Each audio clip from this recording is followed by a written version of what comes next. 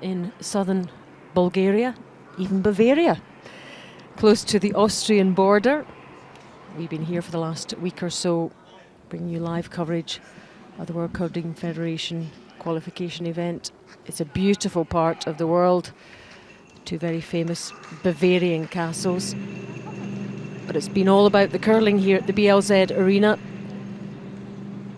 Places at the Olympic Games next year up for grabs. We saw Germany claim one of the slots last night, the men, and this morning it's the turn of the women. 1 versus 2 playoff. China against Japan is our focus this morning.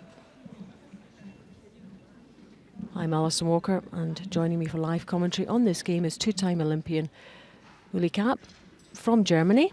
Welcome, Uli. Good morning. And just before we get the team lineups, a quick thought on what lies ahead. Well, this is going to be a really interesting one. China really overswept, I would say, Japan in the last round-robin draw. So we're really interested in how Japan will manage this defeat. So, but I think both teams are probably really the best, not only by the ranking, the way they played the whole week. It's going to be close. Here are the teams then. Second, Wings 1, UE.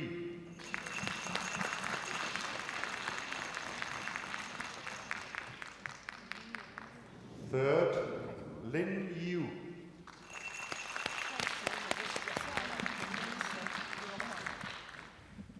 And skip Bing Yu Wang.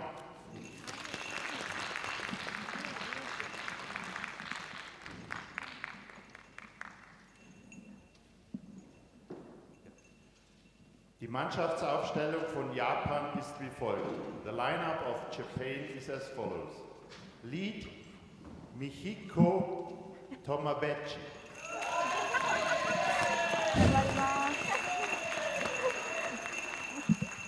Second, Kaho Onodero.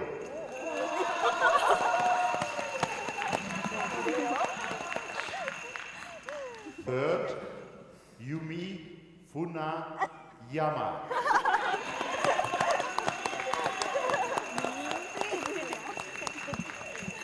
And skip Ayumi Ogasawara.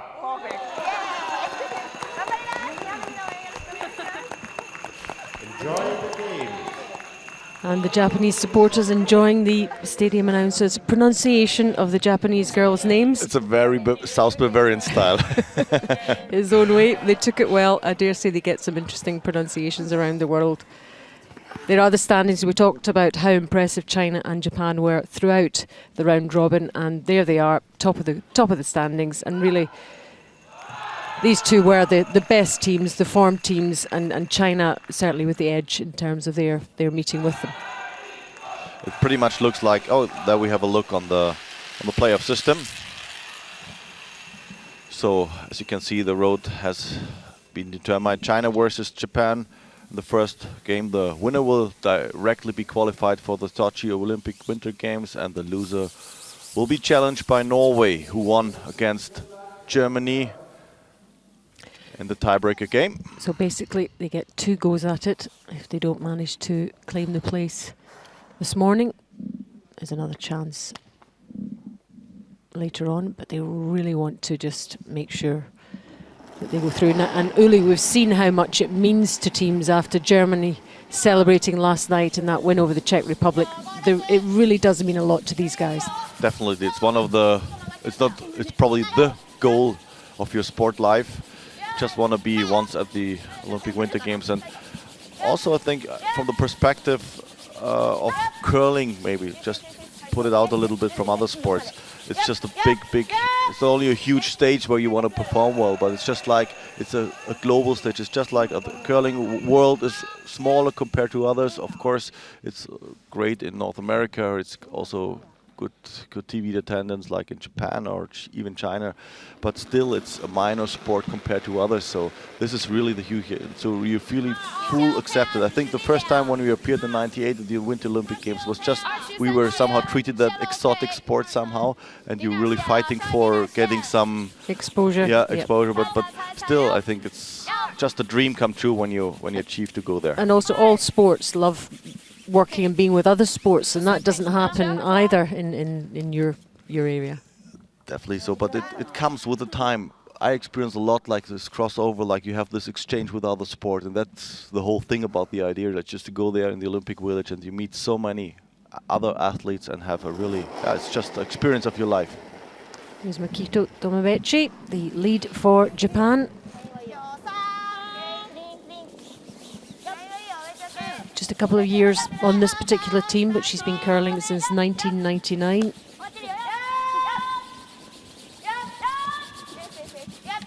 From Sapporo in Japan, which will host the Women's World Championship in 2015. So, pretty good setup for Team Japan right now. The first one into the house, then Binju Wang started offensive. So the good thing is we somehow have a different start than yesterday. It was very controlled at the beginning. This is Yan Zhu, 31 years old, from Harbin in China. 9 years on this team. These girls have been together a long time. Very steady, very seasoned group. That definitely built up their quality. Also, we said in the round-robin game as well, like they somehow lost it. They were probably a little bit tired the last years after their big successes, their major successes when they won the World Championship in 2009 and then this bronze medal in 2010. So after this, it's always hard to keep up the level. But the next Olympic circus now, the Sochi Winter Olympic Games ahead, they're really right in track. And even Muir said before the season, Betty, and with Betty she means like Binju Wang, she's back on the track. She's back. Expects her to be back. Oh, on top form. And the Chinese certainly have played very well this week. They've had a couple of wobblies, but nothing. No, they were just not properly sharp in the last game, in the round-robin game. They just lost it, and it's some momentums they have. I mean, the Japanese kid Ayumi Ogasawara, she just had some huge misses, I think, in the second end when they were giving up 5. Just 2 mistakes, the way she played her rocks, and that made it the whole game, and then you lost it. The good thing is, or the question is, can they get over it? Just they start, reset, and now we go. Everything is out of the mind. Especially as it was the last game that they played. A new game, a new day. And the game yesterday doesn't really meant. I mean, now China has been ahead, 1 point ahead, so won every round-robin game. So that means that they have the hammer starting in this game. That's their advantage. But have a look at the rules. Yep, we've got 8 ends. They have to play 8 ends. 73 minutes they're allowed for every game, and we have the coach interaction, the timeout, but the clock does continue to run.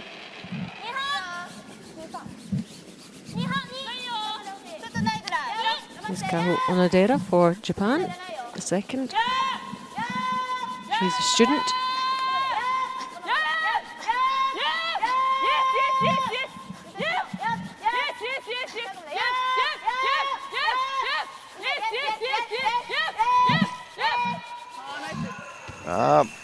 Looks good, but a little bit too far away, from the house.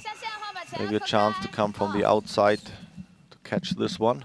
But at least you to make sure that you find the line and you're not. The risk on this shot is if you overcurl a little bit, you could really raise back the yellow one into the rink as well. And they're not putting a lot of weight on this, so they pretty much make sure that they pass the guard, or at least with the yellow one to the side and not into the house. But this looks a really good shot. Just skirted past the guard there.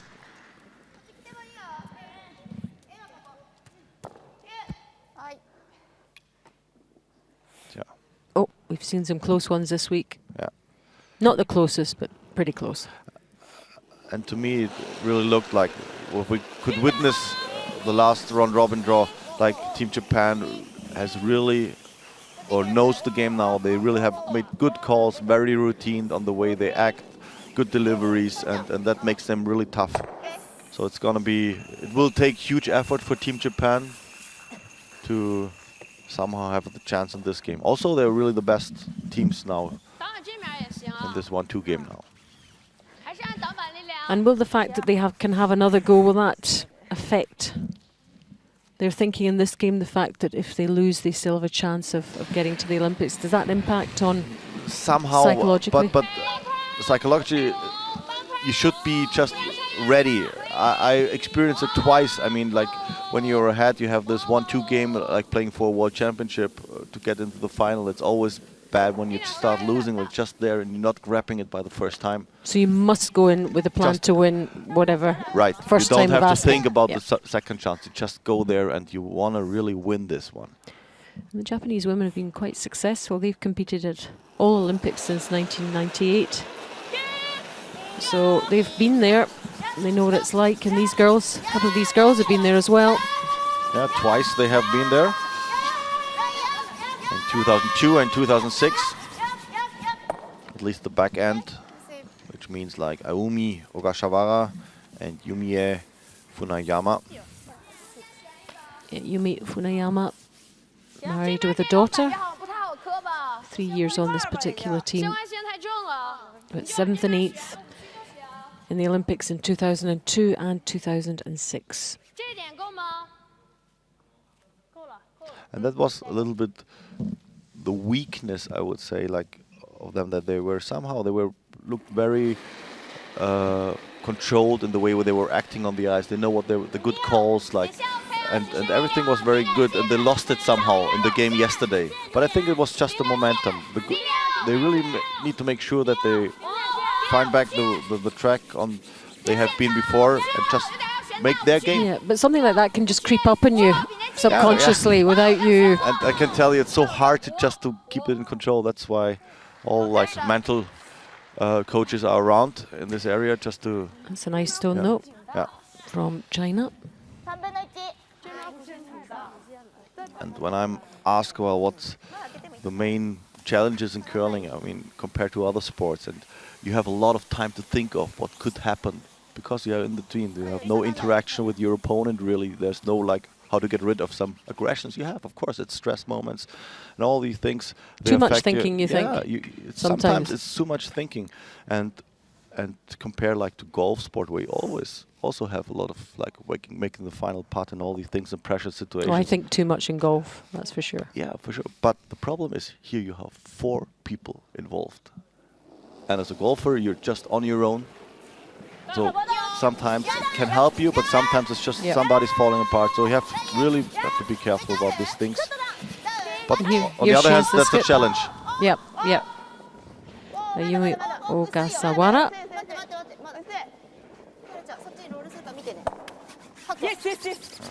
Really nice attempt. A little bit too less contact to the red one, but at least they could bounce this one back to be third shot rock. So. And overall, she has had a very, very good week. She's played some lovely stones and won her team quite a few games through her finishes. There she is with her vice.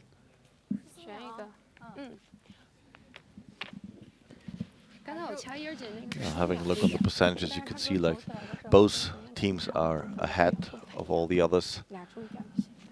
But especially this Binju Wang, so we're witnessing it now with her first stone. She plays a 81% so far and had a perfect game, almost perfect game against Japan with 90%. She played the last round robin game, and now we have this split time from hawk line to hawk line. We expect maybe a 14.5, 14.8 second split time. to be in the house. 14.7. Here we go. Should be pretty much in control. Bring it right to the top forefoot. Good sweeping, a little bit less. Probably it's not so fast at the beginning.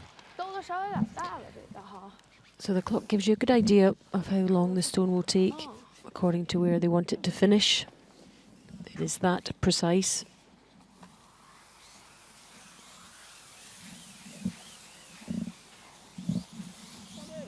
So, but still, this red one is not totally covered.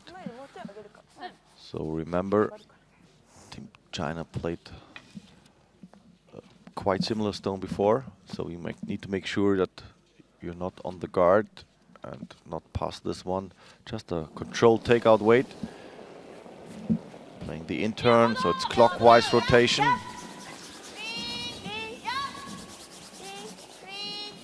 Looks pretty much in control so far. Looks good. And if they can keep the shooter as it looks, though they're sitting twice, that's a good shot. Smiles all round.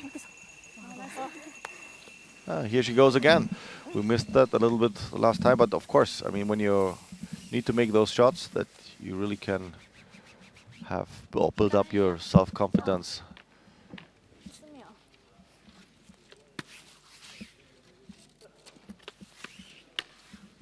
So it's a really good start of Team Japan. Also, they are not having the hammer, so Binju Wang somehow has some pressure, but she at least played the same shot before, just needs to catch the 8-foot a little bit more than one rock. So last stone of this first end in this 1 versus 2 playoff between China and Japan. Looks pretty much on the outside, needs to curl in, and it's a little bit more speed on this. Uh-oh. I think it is quite speedy, is it? Oh, Is she it going to will be stop. okay? It will stop. It will stop. I would say natural weight somehow. Those sweepers need it. So well secured by China in the end. They pick up 1 shot, and after 1, China 1, Japan 0.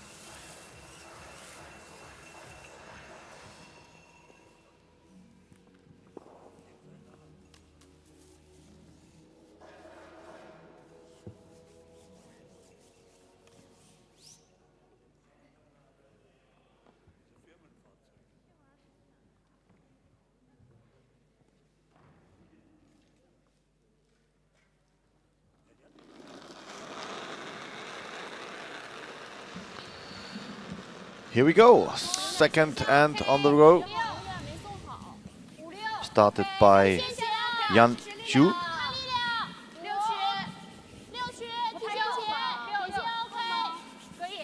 She was asked to play to the house. Place the stone front forefoot.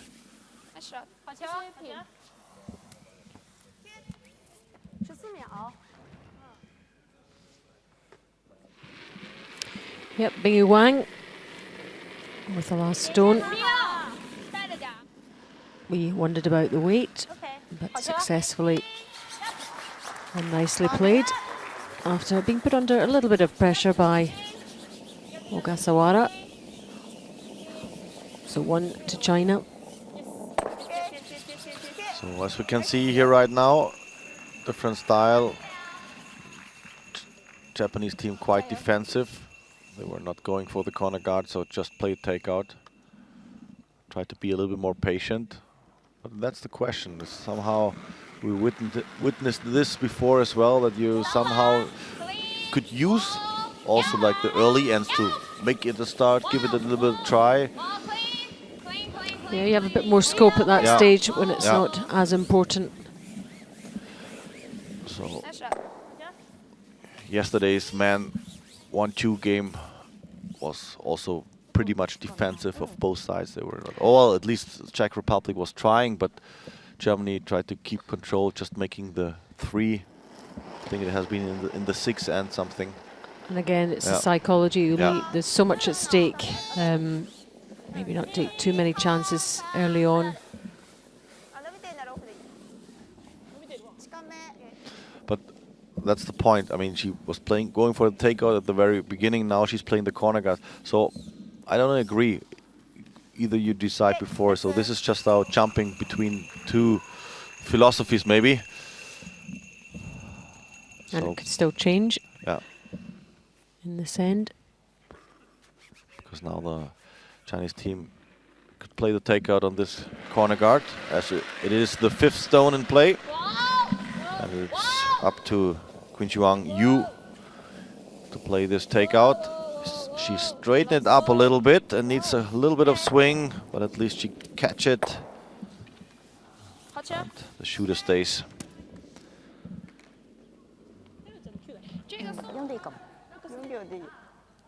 You can see the Japanese supporters up there to your left in the audience, wearing green, which is not obviously the flag of Japan, but I think it's a bank that may be helping to sponsor them. And the employees are getting a nice day off, although it is Sunday. A week off. Well, it's a Sunday, a week off, to come along and support the team.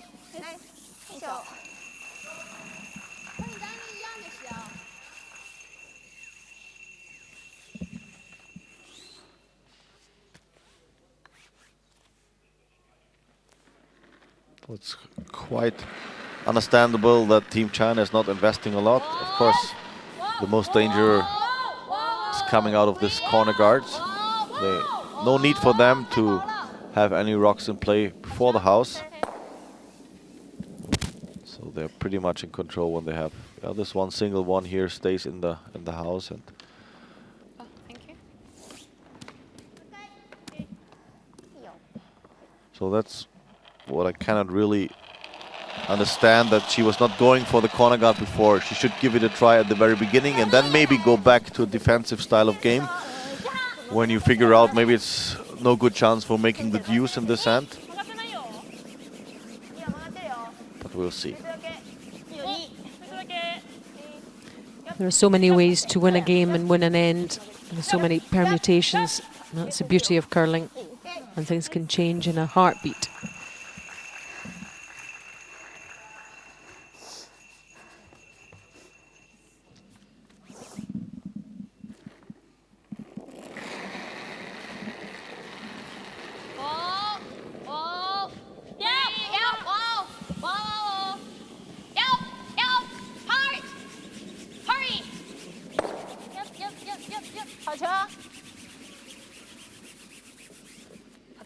Make sure that this one gets out as well.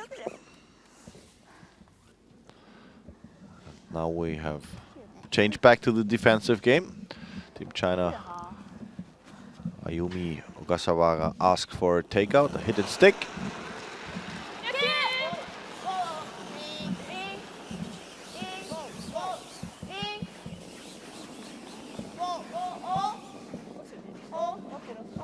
Nicely played.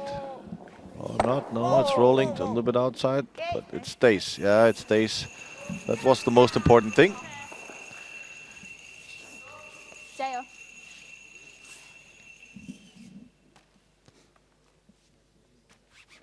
To give it at least a little bit of a challenge for Team China.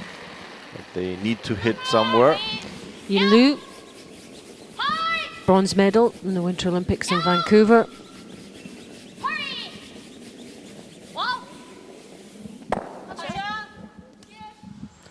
Great city, Ule, have you been? Yes, I have been. Unfortunately, not to the 2010 Olympics. So this was not the time for me to be there. Stopped before. But anyways, a great city for curling, but not only for that. I think there's a saying that they You play curling in the morning, you go golfing in the afternoon, and you go skiing in the late evening. You go. I prefer to do a bit of dancing in the evening. A lovely part of the world. Yeah, definitely is. Actually, I like Vancouver Island as well, like Victoria region. We were there for the men's World Championships earlier this year in Victoria. We get to go to some wonderful places with curling. 正常，正常击打，加油！往边上打，下的还是挺大的。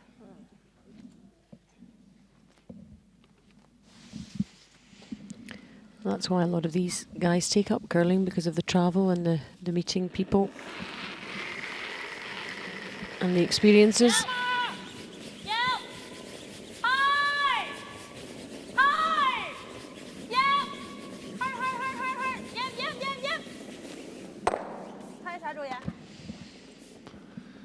So hits, but rolled out. They are just cancelling each other out at the moment.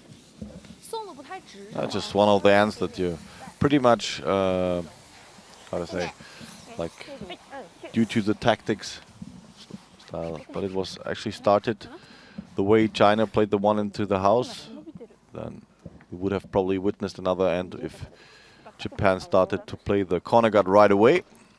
But this has not happened, so we might get with the 1-2 now lead into the third end as well, when we have a blank end here. So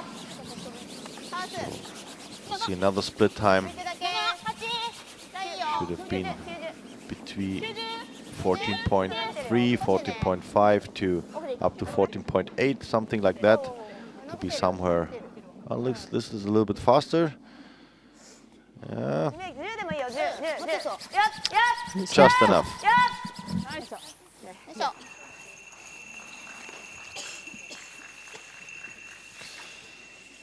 So, Binju Wang needs to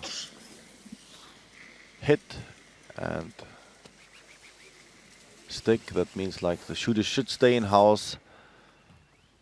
That there is a little bit of challenge for Ayumi Ogasawara to play a takeout, to roll out again for the blank end. So and she plays it from the outside, so another in-turn takeout is asked.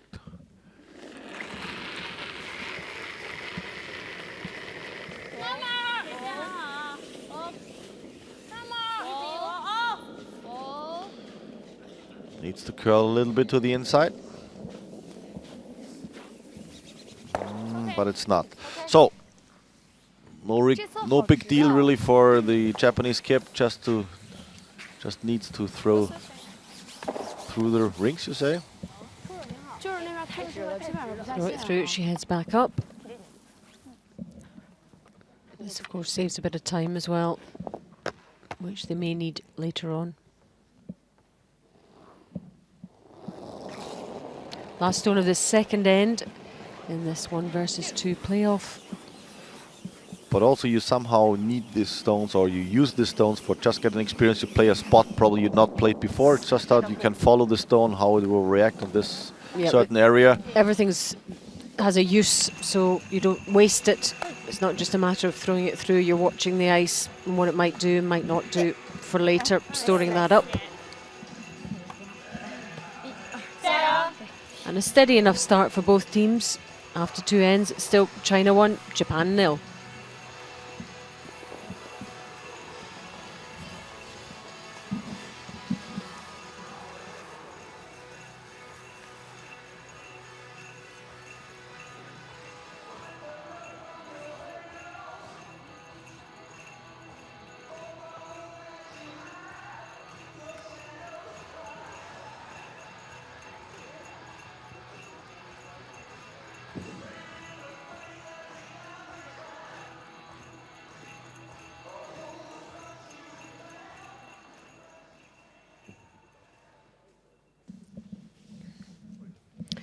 So we're into the third end of this 1 versus 2 playoff between China and Japan. The two dominant teams in the round robin, without question. 底线 OK 啊，举式力量6区。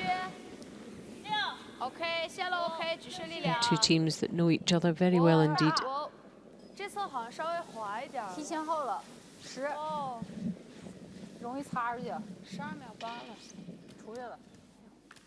这个12秒8了。 And they know each other's strengths and weaknesses.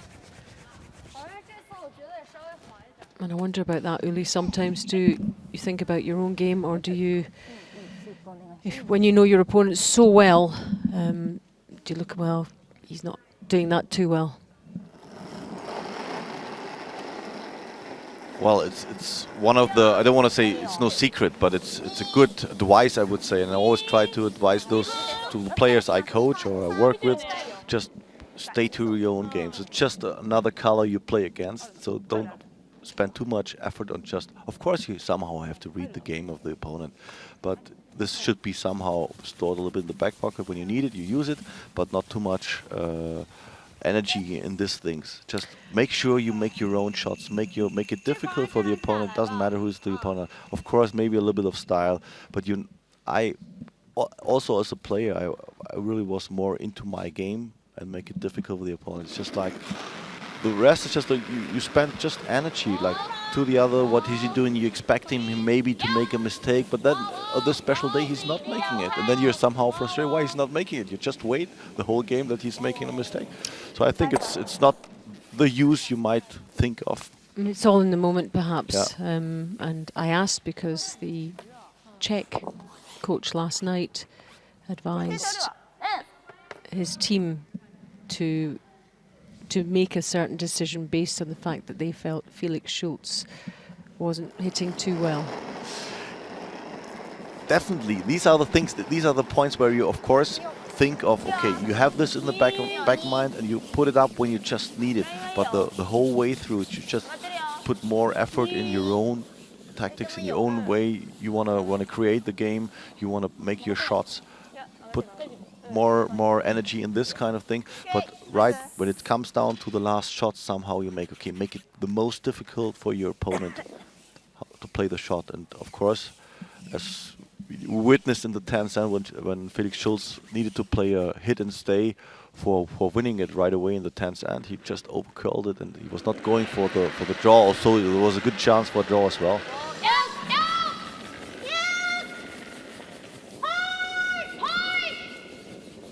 Shishwan, you? OK， 好球。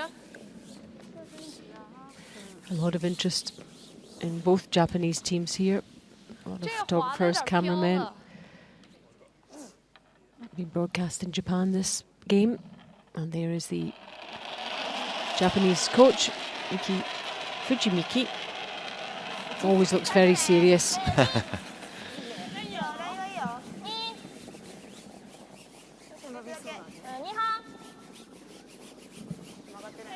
That's also very important as a player. Somehow the body language, I would say, like the people around that support you on the bench. Here the coach, the fifth player, the alternate, and maybe the mental coach or the physiotherapist. There we see Master Rock. I think 2 or 3 times world champion. A Not man sure. you know well. But talking about Vancouver Island, he won there together with Randy Furby and David Nedwin. Yeah. They were quite a good team, weren't they? Actually, definitely. We always had huge battles against them. Really good. And remembering this special World Championship in 2005, it was just a really tough one because I think there were 6 teams up with 8 wins and 3 losses. So we had a big tiebreaker going on, and they were just made it into the tiebreakers and ended up as world champion later on. So that's the way it sometimes works. So it was a good week for them. I wonder who will have the good week between these two.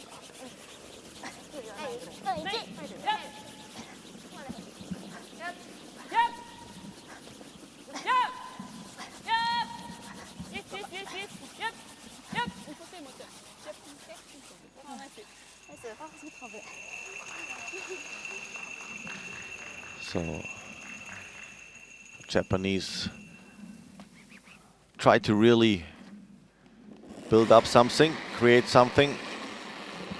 But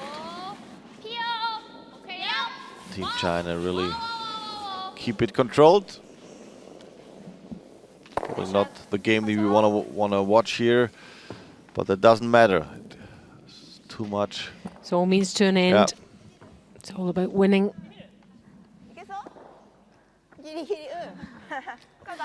Almost no place to hide anywhere. Even if she gets this spot and be there somewhere in the house on the edge, this should be open.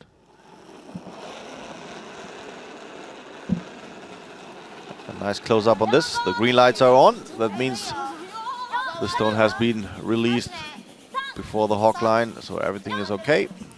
A nice, clean, gentle release as well. Yeah, their technique always has been good. Really. Also the sweeping, like witnessing the Team Japan, like the man team, they're really good.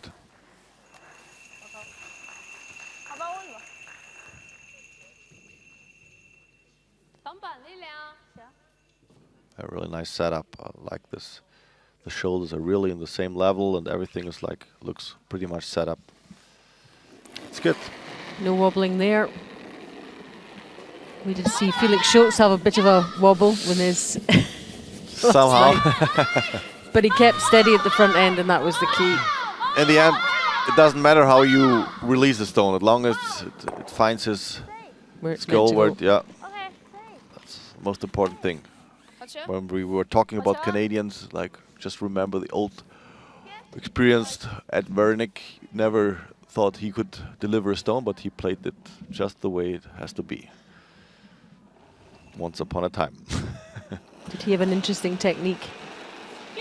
Style? Yeah, he was really way up and very good. He needs something to help him. There are a lot of others around in the curling circus.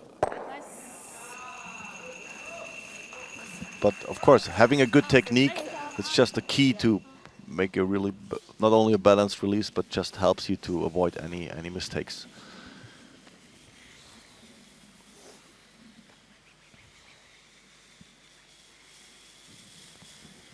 I think it's a slow burner, this one, this game.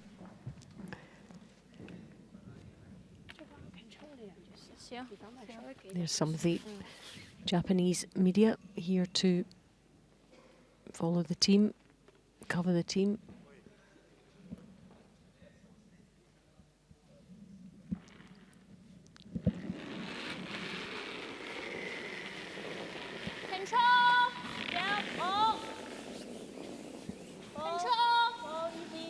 This is a little bit on the outside.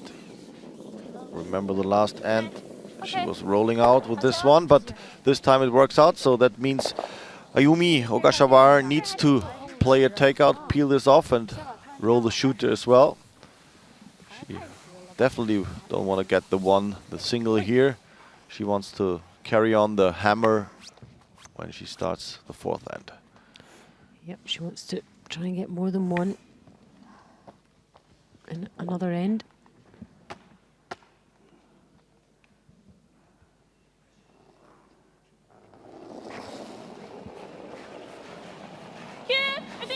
Also from this angle, from this perspective, very nice release, very balanced slide, very much in control, and this looks good as well. But as I was talking, I was a little bit ahead. We have 2 more rocks to go. So it's just the second rock coming now from Binju Wang. So she needs to have the hidden stay as well, but then the other one of the Japanese skip, that's the one to be meant to roll out.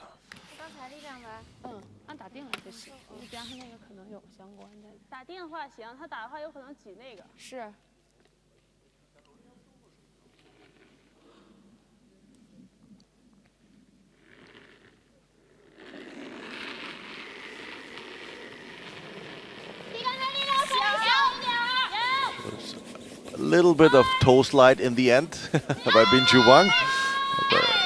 Yeah.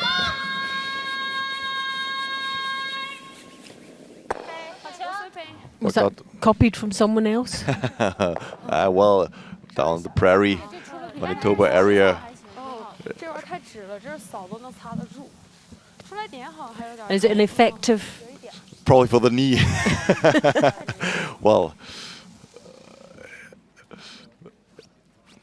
so there was one guy or one team playing it pretty much like just remember of the Stoughton team. They were pretty much playing the old style, and they were using the corn broom still for the delivery. Ah, the corn brooms. Anyway, last stone of the third end. The plan is still to blank. No, it's right there. Not the plan she wanted to have it. So that's the one for a single, but not the planned one. It keeps things level. Keeps things simmering away after 3 ends. China 1, Japan 1.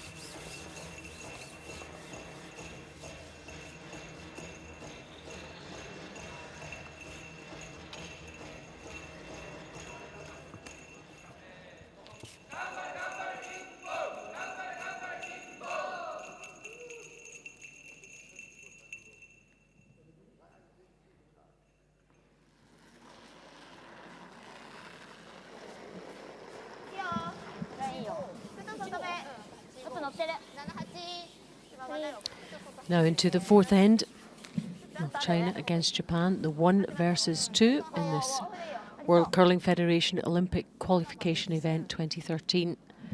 The winner here will go to the Olympic Games in Sochi. The loser goes into a playoff against Norway. So huge amount at stake. And there's the Japanese men's team. Didn't have the week they'd hoped, but here supporting the girls.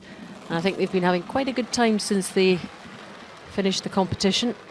Yeah, kind of, but I feel sorry for them. I actually expected them to be one of the teams to play off for this Olympic tickets, but they having a really, no good moment at the start, and they were not catching up. It was a little bit disappointing, I think, for them.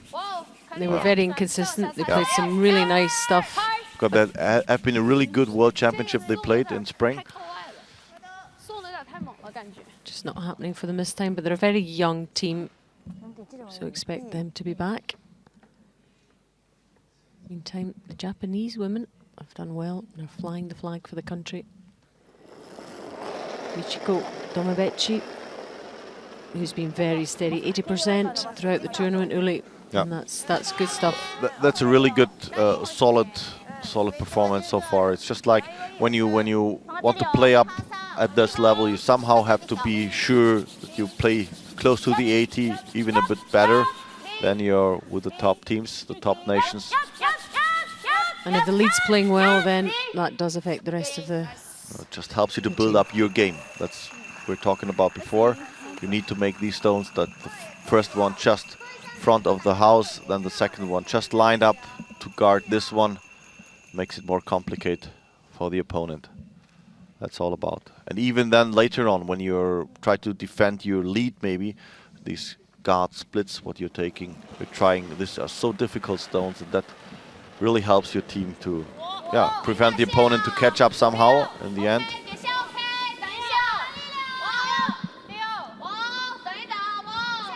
So get the building bricks in place, because you need to be at your best to beat a team like China.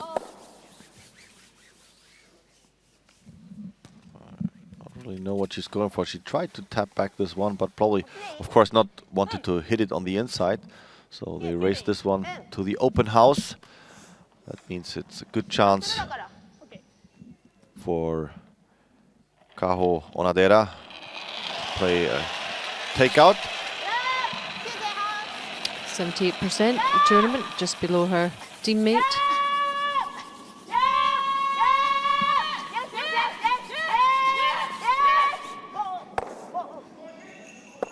Very nice roll to the inside, covered.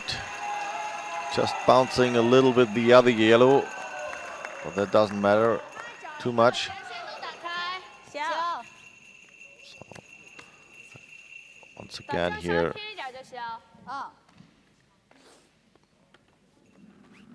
really good.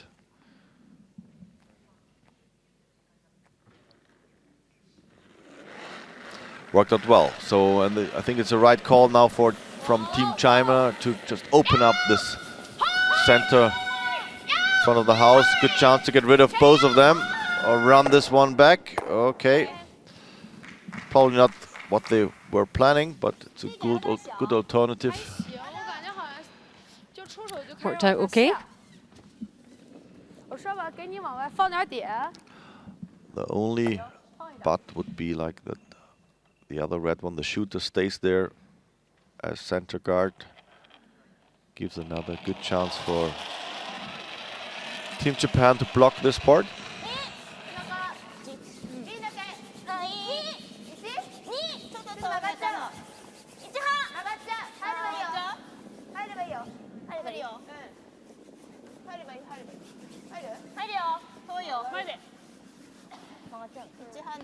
They cannot sweep this one, otherwise it will overcurl, so they need to leave it right where it is. And it's a little bit too far ahead of the house, so it should be possible to get to the shot rock, playing a hack weight, take out something like that. Jin Shuang Yu, 81%. Yeah. Another very, very good week for the Chinese second.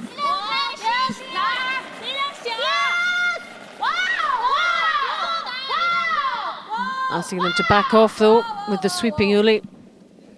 And now here it comes. Good attempt.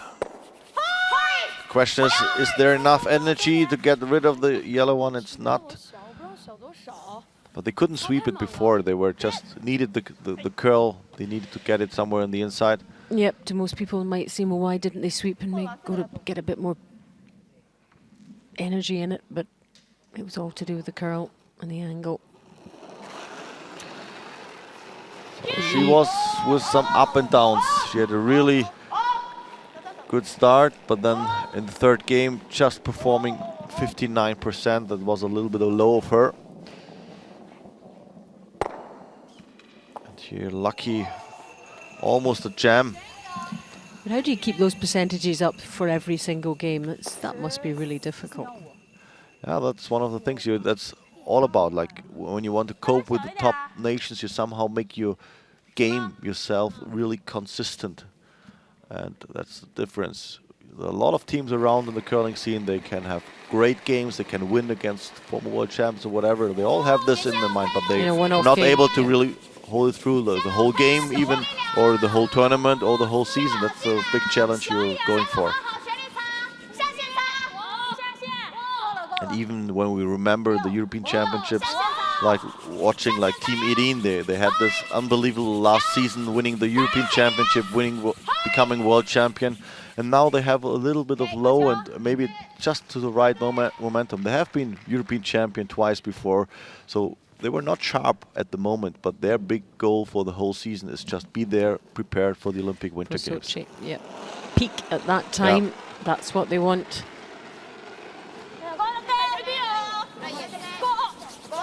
These guys just want to make sure they are there. They have that ticket.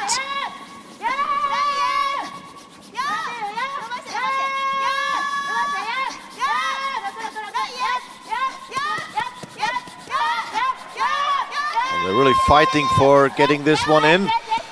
It's a little bit too short, but nice covered. But what a huge effort by the sweepers, Uli. That's where you see the value of sweeping. Yeah, definitely, and that's the moments where you really work out hard. It's just like you go, yeah, you listen to the girls. Really. They really work it hard, and that's where, as Chairman saying, you say you get your muscles somehow in the blue zone, like you're running out of oxygen. You're just working it anaerobe in an area where you have to make sure that you're, that you're not tighten up too much. Yeah, be as loose as you can, Yeah. as strong as you can. And whoever needs to play afterwards, it's just the momentum we can have, like compared a little bit to biathlon, for example. Just you have to get back to the focus. You have totally worked out yourself, and now get down. Yeah, with your heart rate, get your heart rate down. Concentrate on that next shot. From one extreme to the other. And that's somehow you need to have this balance throughout the game. You have this really hard workout, then you have maybe 5 to 10 minutes where you almost have to do nothing, and then get it up again. Yep, short, so it's sharp, just like explosive yeah. bits of action. Another variation in the world of curling that makes it such an interesting sport. So here it lies. Quite a bit of a challenge, but a nice opportunity to play a really great hit. The double is there. Catch the first red one, probably with half a rock to 3/4. And you get this double takeout and maybe have a chance for lying 3 rocks after that.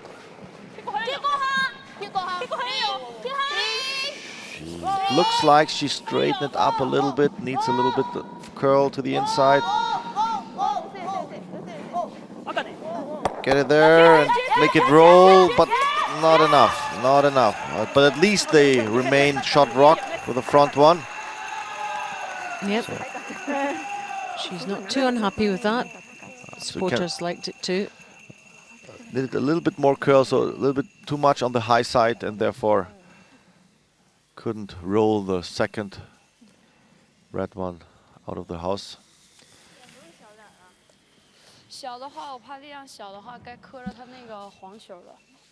But of course there's some pressure now on Betty, on Binju Wang. She needs to have a really good weight on this one and a good line to make sure that she becomes shot rock on this and keep her hopes alive for making 2 in this 4th end.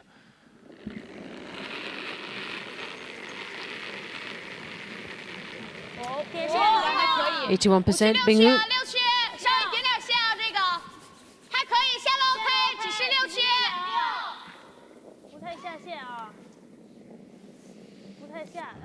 Looks a little bit outside. Also a little bit too much weight on this maybe. Needs to curl and stays at least in a quite open spot.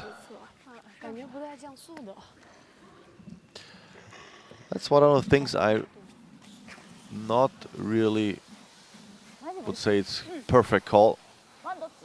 I would recommend her to play again a takeout and roll to the open side, because bring this front yellow one in play, and even those, I think this was the reaction. I think they were wondering about the call. Lin Yu and Binju Wang. Her teammates. Yeah. Why not playing? She just played before like lightweight taker. Now she asked herself playing the draw, even a freeze. Well, I would agree if she taps back the red one a little bit. She needs to make sure that she somehow lies 2 shots. This looks Yep, so this red one that we are approaching in the middle, which just wants to nudge that over to lie shot rock. no good call and no good way she played it, giving China the chance for making 2. I think the shooter, the yellow shooter, rolls too far as well, so that means that the red one stays shot rock.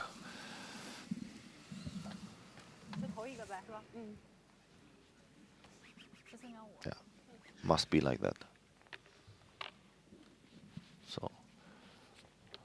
Nice gift, I would say. 行，小一点可以。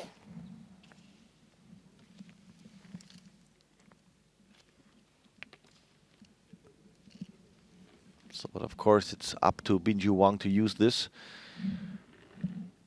Get the deuce here. She still has to make it. Maybe straightforward for her in normal circumstances, but this is a very important game. Last end, last stone of this fourth end. Oh, they're really trying to sweep it with 3 sweepers. Oh, they were thinking of having the backing on the yellow, but it overcurls, but it's right there. But It's okay. almost too much sweeping. If she bounced back the red one. Could have nudged that one away, but it is a 2 for China. Made relatively easy by Ogasawara. Smiles in the Chinese camp. Secured another 2 points. After 4 ends, China 3, Japan 1. 我寻就按头来，但是我感觉这个好像太小，最后都不太敢送。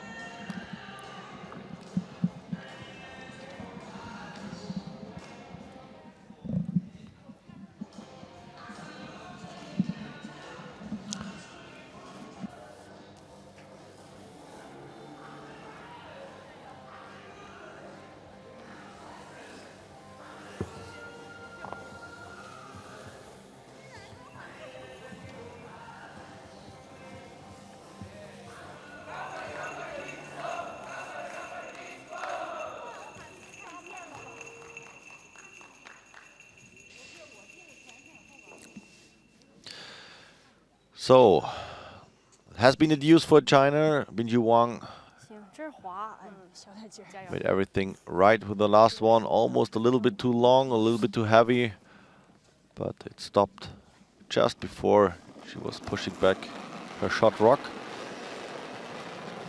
So, looked much better for Team Japan to get to use this and maybe for a steal, or at least forcing China to take one, but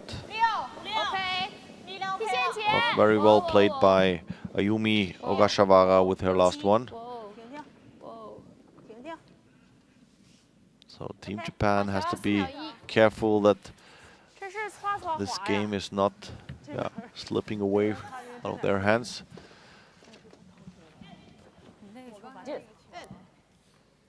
What is she going for? Can't think that she's asking for a takeout. Team is also asking, what do you want to play? Why would she go for takeout here? That's one of the things. It's, I don't want to say it's a miracle, but somehow it's not the things you probably planned for. But I think she just say, okay, now we go for making another blank end and try to attack in the sixth end. But she's not really happy with this decision. It's one of the things maybe what we could follow, like Japan in former years. They have the technique, they have all the skills you need to play really proper curling. But sometimes it looks like they're not too much. Yeah, they're playing their own tactics. They lose the games just by that, the wrong calls at the wrong moment. I don't know.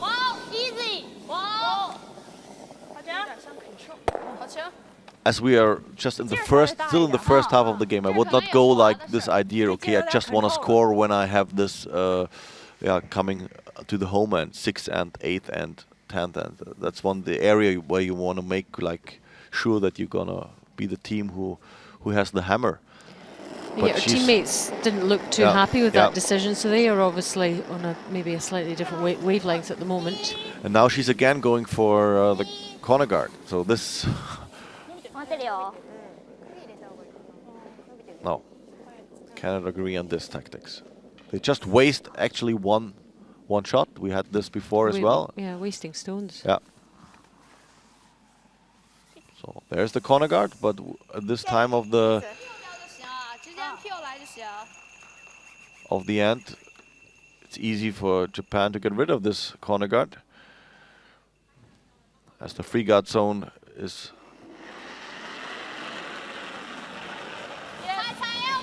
not, how do you say, in charge, or it's not in operation. Anymore. Yeah.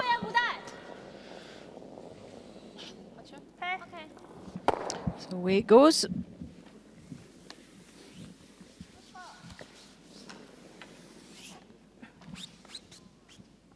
To me, it looks like that Team Japan is somehow waiting for the hit and stick of Team China to somehow. Yeah, they need mistakes to make the 2 here. Otherwise, there's no chance. But these girls have to take the game to China.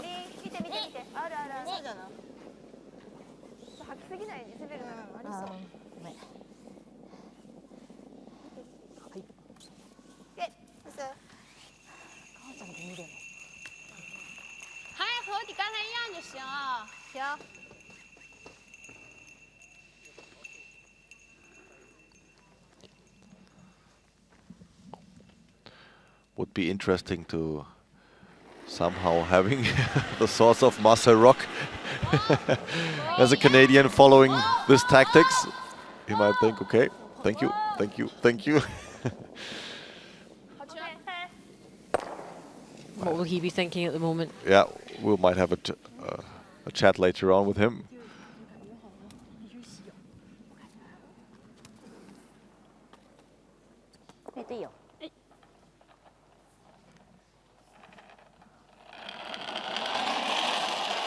But playing myself for many years and with my team, we always figured out sometimes it's not too bad to play a little bit different to like the whole currency. We witnessed those days a lot of crazy games, a lot of games in play, which is nice to follow as a spectator, and on the TV screen it's spectacular curling. But sometimes it's good to just get out or in the game maybe change the momentum, make it a little bit more defensive style and in between, so break the rhythm of your opponent team. That can be. Yeah. That's getting back to the strategy point. too. Yeah, what you're talking about. If you're thinking of what your opponent is playing, sometimes when you know it's a really offensive team, somehow bring them to a point where they have to hit, that they lose somehow the fun in the game. Yep. So they get frustrated. Yeah, stop psyching them out a little bit. Yep.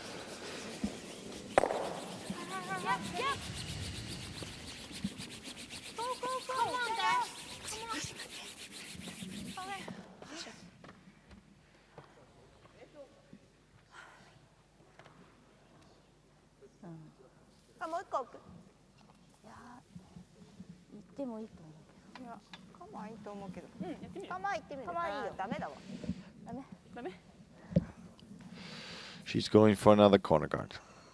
Hopes that maybe forces some mistake when she places the corner guard in this area. Maybe expecting a jam or something like that. We'll see. But again, I don't agree this time of the game to waste the first attempt of a corner guard with the first stone of your team. By just playing a takeout. This one looks a little bit heavy.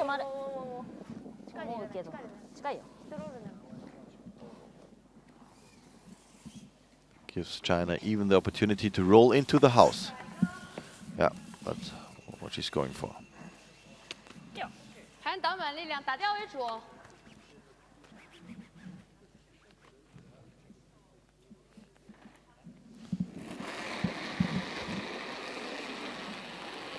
踩腰，挡板稍微大一点。OK， 踩腰。Now they have to be really in control of this one. This over curls, and this might just stay where they don't want to have it. So here is the chance. For which Ayumi Ogasawara was waiting for. Ian Liu. Not quite carrying out the wishes of her skip.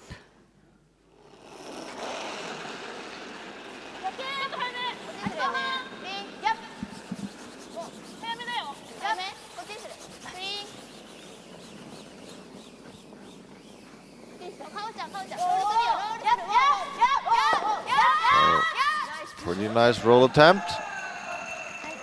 Rolls in behind the red. And I think it's even better that this one is not totally covered.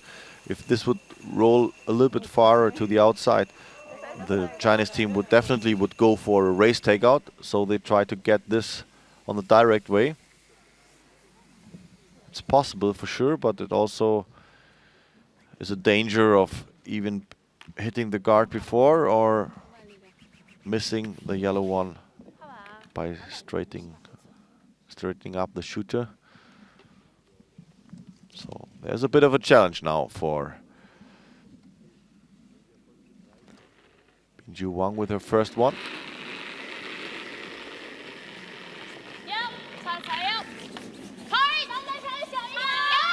And they really have to work this one to keep it in line. Now it stays straight, more straight than they expected, but here it comes. Should be enough. OK。 Yep. Worrying moment slightly there. A bit concerned. But did the job. Now they had this first one in mind, that this one overcurls a lot, so they wanted to make sure that they passed the guard.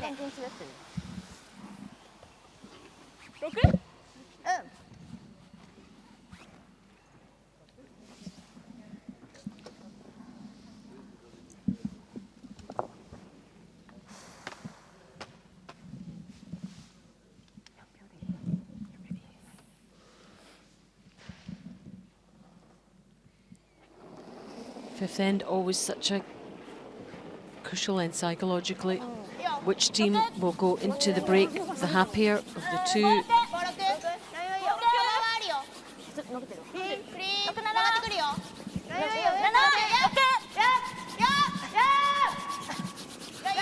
So they really have to work this one. It's not too heavy. It will pass the guard, but the question is, will this one be covered? Probably a little bit too much to the tee line.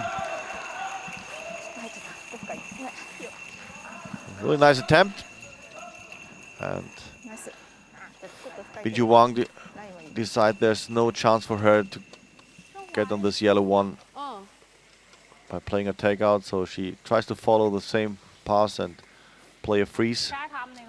A little bit on the corner, a little bit on the left-hand side to make sure that she's shot rock after this.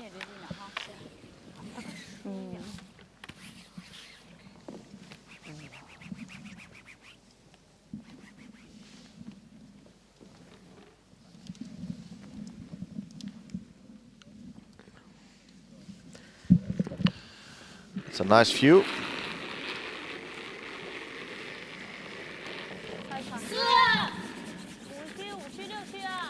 You can see everything from that position.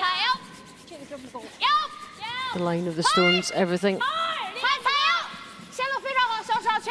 So they really have to sweep this one. The problem is that this stays to the center line now. There's the finish, and make sure that you get shot now. But very much the way that they are so routined, and really good call for the sweeping. Only just.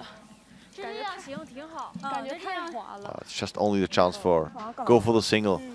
That's really well played.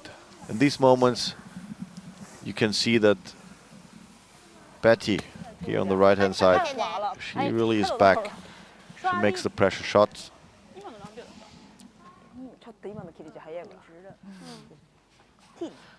They've done their job now. No chance to get rid of this red one. So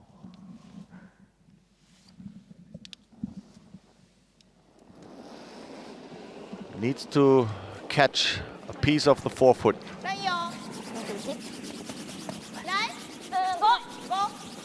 They have to sweep it right away. So they expect it to be a little bit short on this one.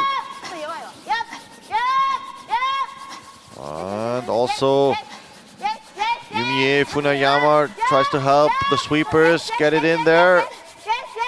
Oh. It's probably not enough. It's probably not enough. Also, it has been a really good effort, but I would bet for the red one. And that is a real missed opportunity if that is the case. The girls worked extremely hard to try and get it there. So they go for the measure. But it's looking red to me. Yeah. I will Go agree. down as a mistake. A wee bit of pressure there on Sawara.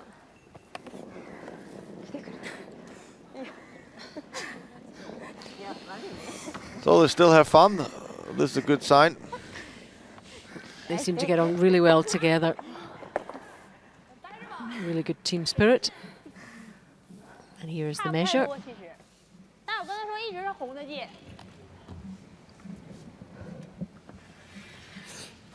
Just feel China beginning to exert the pressure a bit. It's catching more and more control in this game.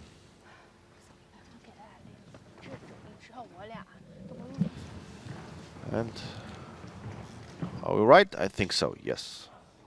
Oh, it's a yellow one. Oh. Okay. Really, it did look from our angle as if it was red. But I think that's quite a lift for Japan. Here we see Masa Rock. Well, They won't be too concerned, China. But that has brought Japan closer after 5 ends and into the break. It's China 3, Japan 2. Good position. 俺はこっち来るときにね、俺が入れたいか前に行きたい。入れたら相手コーナーつけると思うよ。いや、本当。I think that if we fire it in, they'll put a corner up, so we might as well fire it in. Control game, hammer, even ends, very important. Okay, we have the hammer. So you take one here, you take two, you're in the driver's seat. So let's get ready to play. Jenny, first rock could be in the house, could be heavy of those. Because the ice is sitting right now and they're running off. Okay, so we are having some highlights. So this meant to be the one for a blank end. Everything was clear. Just get rid of this red one, but it overcurled and stick there. So that meant just a single. And this was the deuce in the third end. And here a good chance for Binju Wang to get the deuce. And just needs to play it right into the front foot, but they were sweeping it a little bit too much and were close to tap back the own red one. But it stopped right away to get the deuce here. And then we were witnessing the fifth end. And this was really hard effort for the front end, for the sweepers of Team Japan. They really need to work this stone into the 4 foot or close to the 4 foot. 3 sweepers, and it was just enough. And looking on this angle again, we really were voting for this one. But the yellow one was a piece better. Maybe a hair. I don't even know if it was as much as a hair. It Well, all means that after 5, it's 3-2 to China, all to play for in the second half. So what are the what's the chat amongst the Chinese, do you think? The Chinese was really good. A good saying by Master Rock. He just said, well, come on, guys, it's not a problem at all. Also, it's a disappointing moment. Probably the Chinese team was also on this. But have a look, have a listen to this. He's still talking them. getting completely comfortable with making shots. So that near the end, we're making shots. Yeah, Okay, so keep just working. making shots. He just said, stay to it, be focused. And he was saying the one thing like, we are still in the driver's seat, so we are in control of the game. We have the control. Just keep on going like that. And he's totally right. I agree. You do get that feeling, even aside from the scoreline, you do get the feeling the Chinese are dictating. Definitely, play. definitely. They just have to believe in the style they play. They have much more advantage in this game. Here's the stats, Uli. Well, it's 10%, 11% more, and the draws are much better as well. So there is also, well, that talks the difference. Yeah. So sometimes that's lies. Yep, we're in a beautiful part of the world. Lovely snowy fir trees, Christmas scenes in Füssen. But this is where all the action is happening in terms of the curling world has descended on this town for this Olympic qualification event, the first of its kind. 2 places, 2 men's, 2 women's places at stake. All these countries have been taking part from all over the world with one goal. We're right down to the business end now. Will it be China or will it be Japan getting that first women's place? 2 up for grabs. And those are the 2 skips. Their full focus is just about winning this match. They can't afford to be thinking any further ahead than that.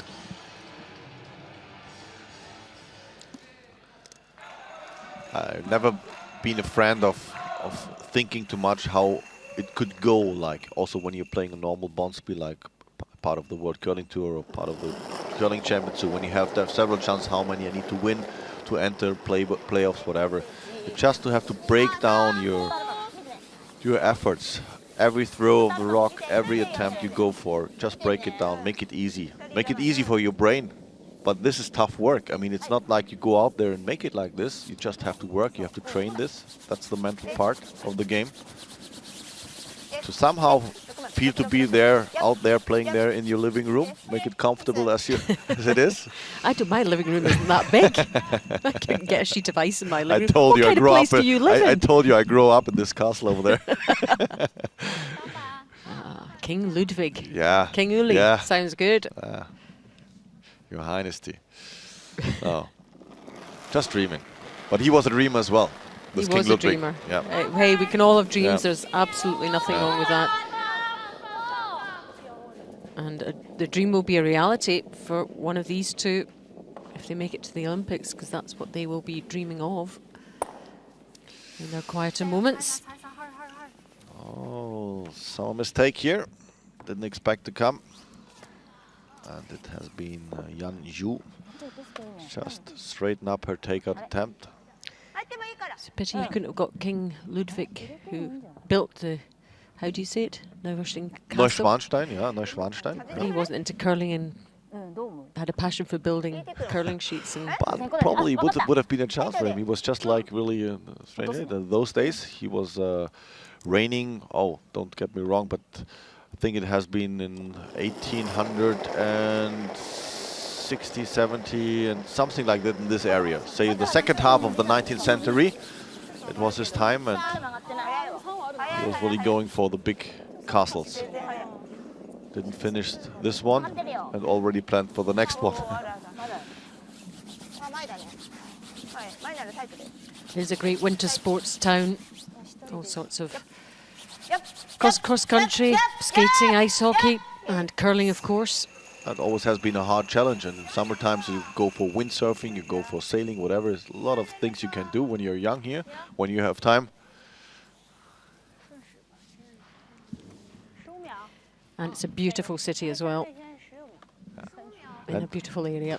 And as growing up here, the funny thing, when you grow up in the area like this, where you have all these possibilities, you just figure out when you leave the city and coming back home, oh, well, this is a beauty. But yeah, you appreciate it more, I guess, than when you're away. You appreciate home.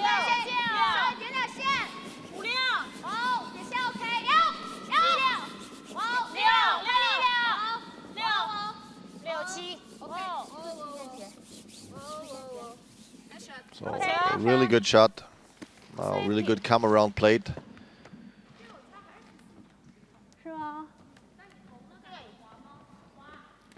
So after her miss with her first one, she put on the pressure for Team Japan. 6th end, as you can see. Really nice shooting by Kaho Onodera. Yeah, 93% is outstanding.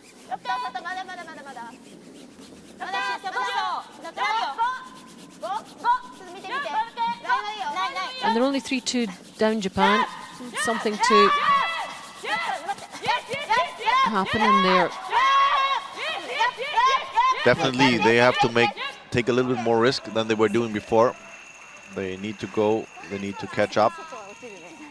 They not having the hammer, and they're one stone behind. So another nice close-up. How you have to work these rocks really to get them into the right spot. It's all about being there and work and fight for every centimeter.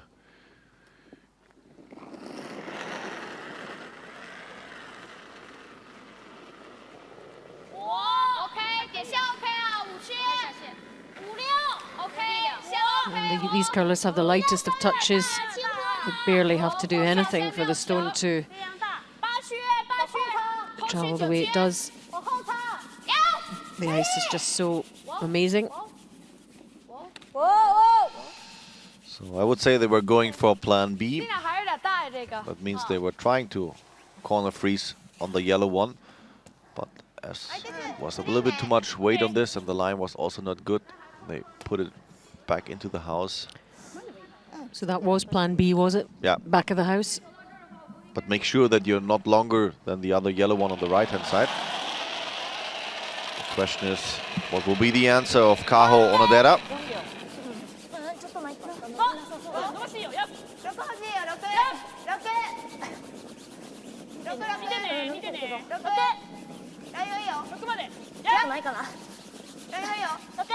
This looks pretty good.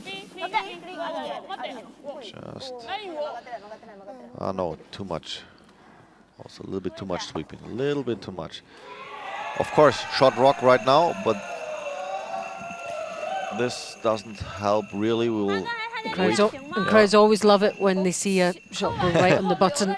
The problem is they are sitting on the side and they're not seeing like the angle. But as we can see, there might be even a chance to drive this one back on the inside to get past the red one in the back of the house. The question is not, do we take the risk or do we roll to the left-hand side? I think I would recommend to maybe just drive this yellow one through the red ones and roll to the right side. So let's see if that is indeed the plan.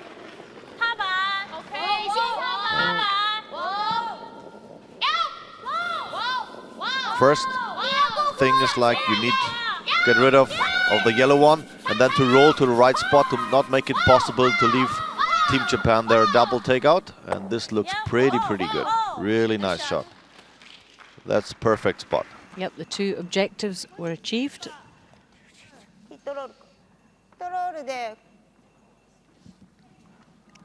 Yeah. 77%, a bit lower than her teammates, but still too bad. She would want to get up into the 80s.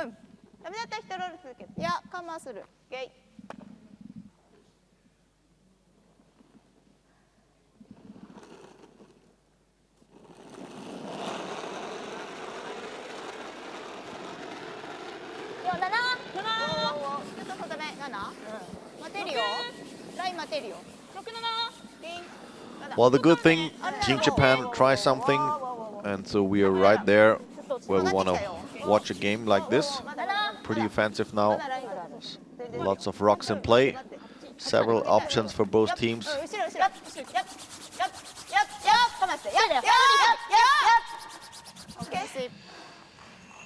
They also were going for plan B. They figured out it's probably a little bit too heavy. The line is also not good. Would have been better just to leave it somewhere in front, but it's always hard to tell. So she's just having a look at the angles again. I think first objective again, get rid of the yellow one, but also they need to run the shooter a little bit to the outer side. Yin Lu has been charged with this task.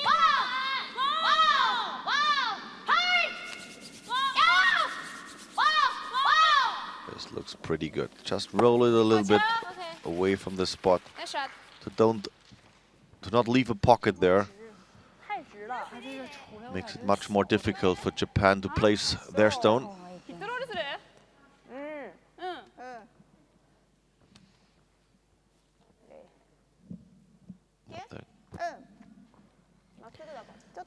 stones in play. She's already calling the takeout, if I could read her call right. Yeah, and the way she's delivering with much more speed, she's going for the hit and roll.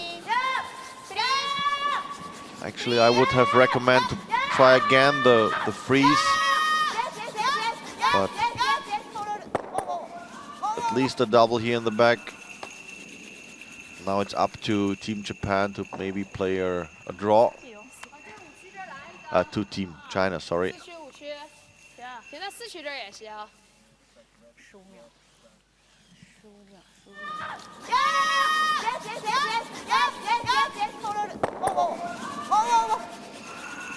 ，2 reds away.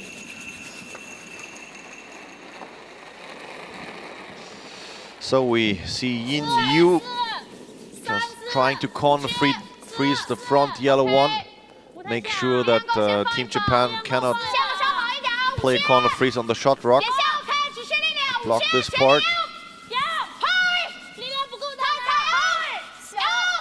They really need to work this one into the house, but it's too short and it's on the guard. This is not really good for Team China. That leaves Team Japan a good chance to attack the bottom, I would say. Just get there, even be shot rock, because they have a guard now, center guard build up. A little opening for Japan then in this 6th end.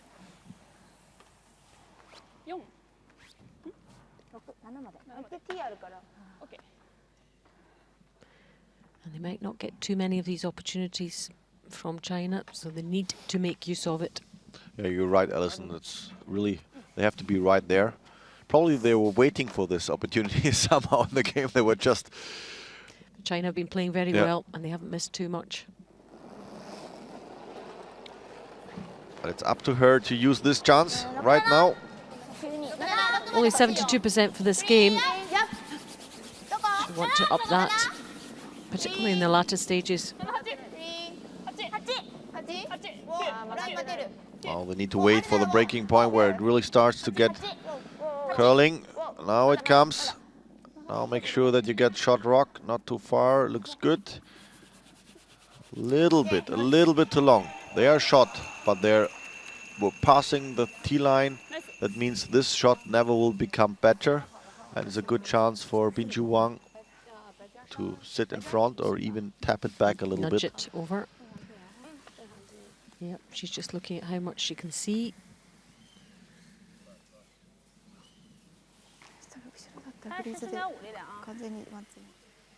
Here it really comes, and you see how this stone really comes into it.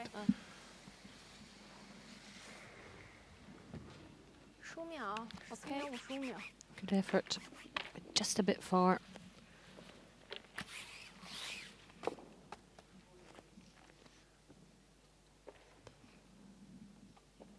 So now it's really changing the momentum somehow. Has been a good chance for a steal. She has the chance now to prepare somehow maybe another deuce or even more if she makes this one. Following a similar path to Okasawara's stone. Asking sweepers to hold off. It looks a little bit heavy and it stays straight. Needs to have the finish. Now it comes. Now it comes. Looks good. Yeah. Just enough. And that nudge. Tiny, but still there is. So there is a chance to maybe pass the guard a little bit more, and we could see that there is a good curl in the end. It's a good swing.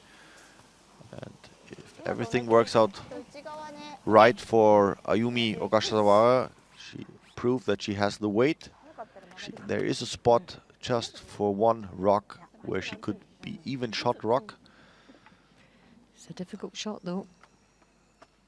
Has to be very, very precise.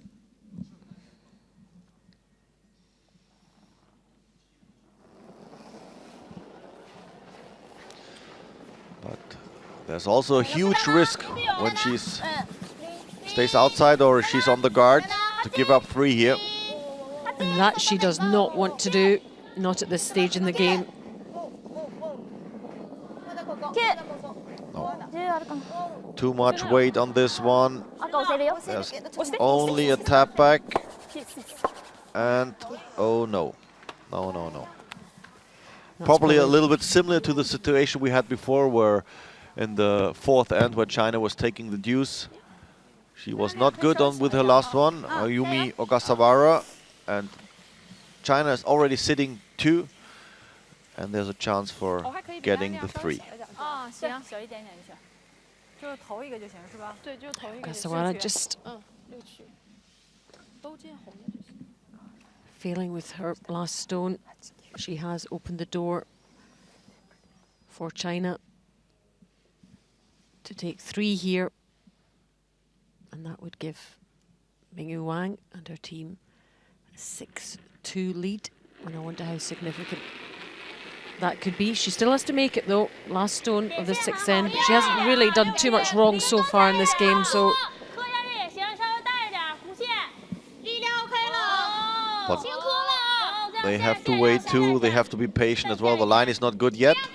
They need to have the curl. Now it comes. Here it comes. And this looks good. Yes, that's enough. Should be enough. Here, Spot 3 on. counters. Yep, spot on for China. And Japan with an opportunity in that game, but they couldn't take it. And after 6 is indeed China 6, Japan 2.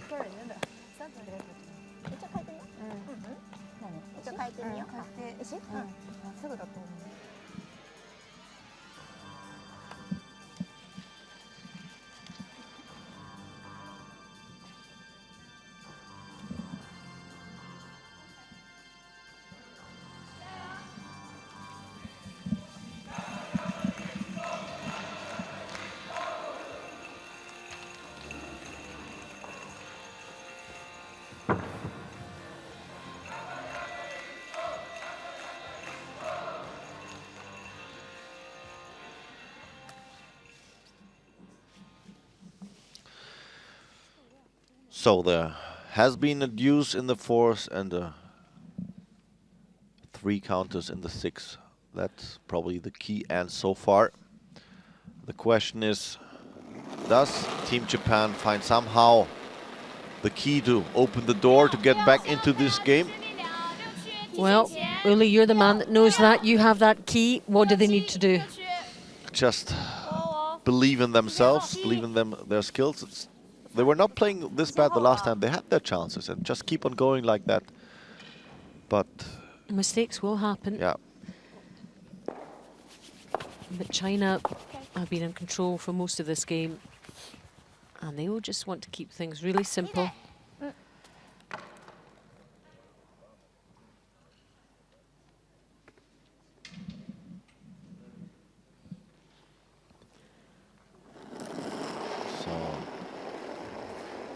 Playing a corner guard.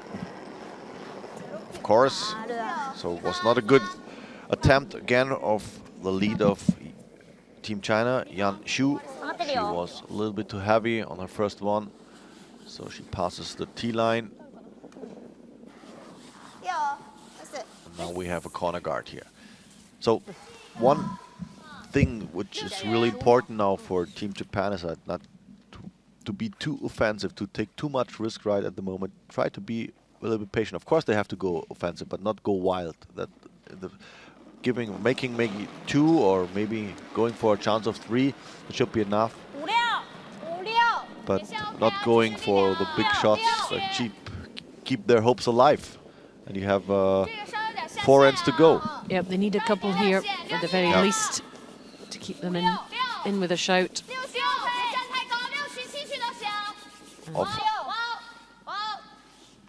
Very often you witness after just giving up 3 or a big house, then the teams, or the opponent team, like really going wild, and they're giving up another steal, another 2, and then it's game over.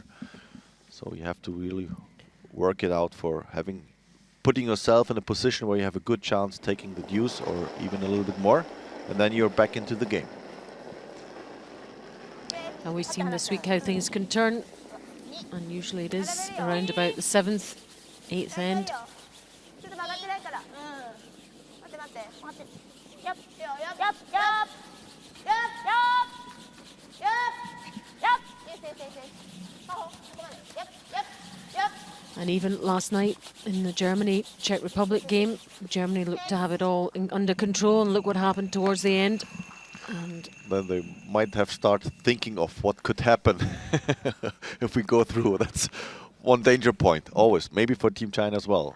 But probably they at least know how it feels to be at the Olympic Games. That's their advantage compared to the German team. Nobody has been to the Olympic Games before. But does that make you want it more, I wonder? Or because you've been and experienced it? Just somehow you know the situation, and you're just dreaming of, as we were starting the show here today, we're talking about like this biggest goals, what you want to be. For us now a chance to watching these last stones and number 6. This was such a great chance for her in the 6th end. A great chance for her, but just away. No curl to the inside, and then leaves it open for her last stone just to get in there and secure the 3. Nestles in nicely. And China certainly in great shape in this 1 versus 2 playoff.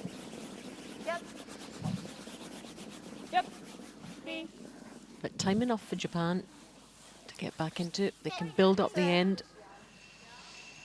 And coming back to the point where we were discussing before, like Team China somehow knows it, how it feels like. Okay, we've been to the Olympic Games, but still they want it right now, and they have to make sure that they're not thinking too much right now. They just stick to the game, play every rock by rock, step by step, and then celebrate afterwards, and not start thinking before what could happen. But that's the chance for Team China. When they start to think early that they maybe have it, then they probably lose a little bit the focus of the game.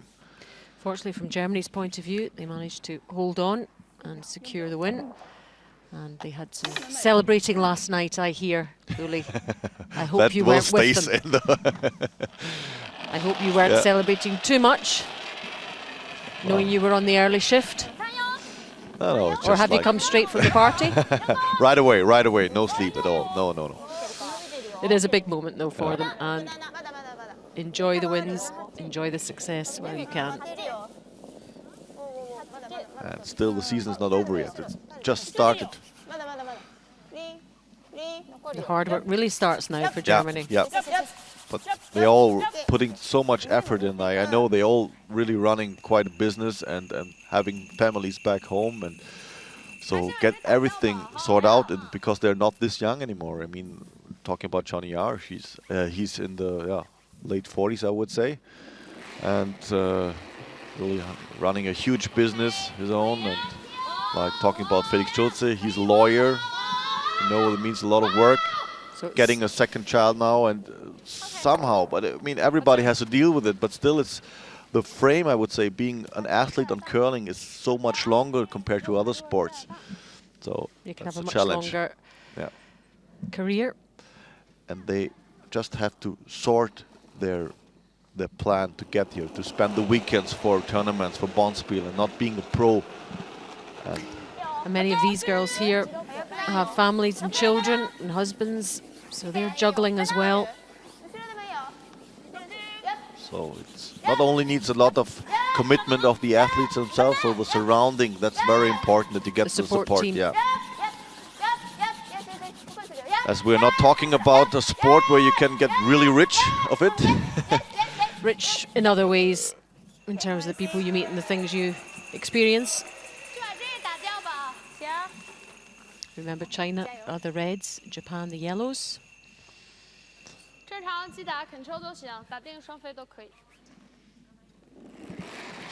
quite good call.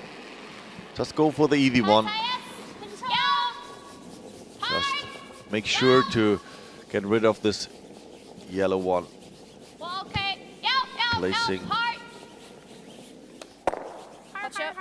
here on the outer sheet.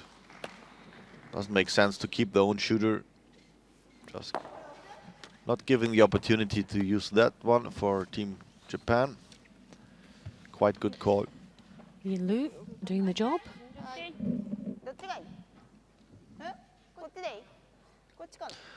As there are no guards in play, the question is how Team Japan can somehow get a chance for making one or two, or not one, two or more, I would say, in this end. And they really could do with 2 at least.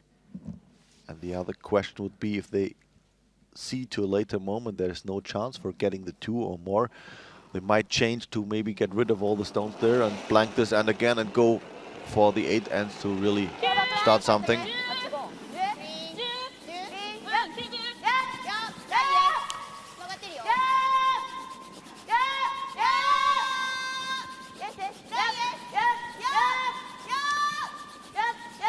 And we were talking about the German success last night, making it to the Olympic Games. This is what these girls are after. And the feeling that you get when you know you've done it. He was quite happy about that, wasn't he? Look at them. Yeah, that's all one of the that moments. emotion. Yeah, that's great. Really great to watch. And actually, I'm really good friends with these guys, and I really feel so happy for them because they put so much effort in. It's good to see that. I can tell you, they had a good party last night. I'm sure they would. I'm sure they're still partying. Because the season continues for them. This is just one step. A big step, but just one step. And it's looking very much like China will also be there. They haven't done too much wrong in this game, really, have they? Haven't seen too many mistakes. No, just some minor ones, which are quite normal. I mean, just giving up maybe a takeout, you're rolling out a little bit. We witnessed one miss, but it didn't affect the game at all. Like, was at the right moment, they were right back, focused. So just see really clearly released before the hawk line by Binju Wang. So her takeout is on its way. Needs to hit this yellow one and roll a little bit to the middle. And this time they wanted to keep it. This runs a little bit unfortunate. Bit too far. Yeah, so leaves Japan now quite a bit of a pocket. As you can see, the 2 reds are lying always, both of them lying over the T-line. The question is now for Team Japan where to place it to somehow have the best use of the red stones. Yeah, she needs to use these other stones to try and get more than one shot. I agree, like Yumie Funajama just pointed to the spot, so they want a corner freeze on the left one, a little bit to the inside. Of course, they want to make sure that they are shot rock after this, because this one is, the red one is lying a little bit before the other one, so this is the better angle to save the own yellow one. We haven't seen too many freezes in this game. It's one of the most difficult shots you can make.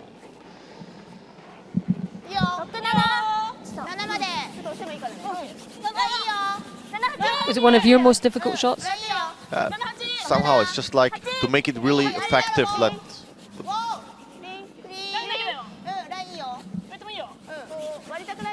one of the hardest shots. Yeah. And now this one overcurls a little bit there. Oh, well, it's quite okay. They were hoping that it lies a little bit more to the inside, but I think, of course, this is good, this is perfect. It's a little bit tapping back the red one, but so that means quite a challenge for Team China to get rid of this yellow one, but it's possible.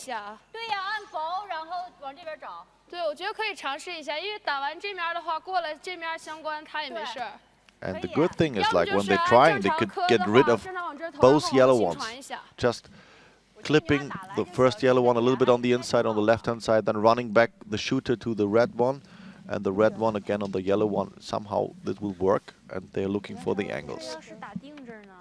The question is only, is it the right shot? Shall we go for this, or just maybe exchange the situation on the right side? Just play a hit and stay on the yellow one, on the shot rock, get rid of the own red one in the back house, and stay there with the shooter. That would be also another good option.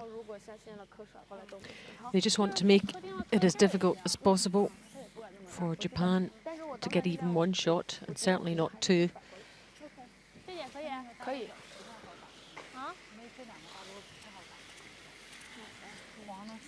I would say it's one of her most tricky shots so far in this game. 对，挡板力量就行，尽可一点。行，挡板力量可控。The way she's giving the ice looks to me as she's going for a lightweight. Take out something like that. Maybe just really, as we said before, hit and stick on this shot rock.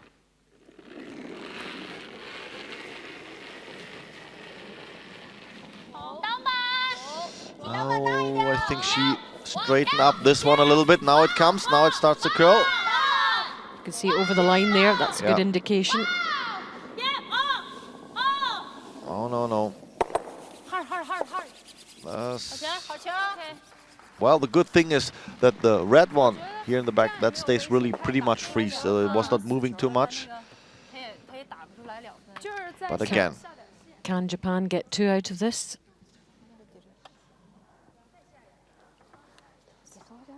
yes, I think so, yeah. But all 3 in the center, they should go. If you have a really heavy weight, and the shooter should roll to the left hand to the red one to stay in the house. That's the aim.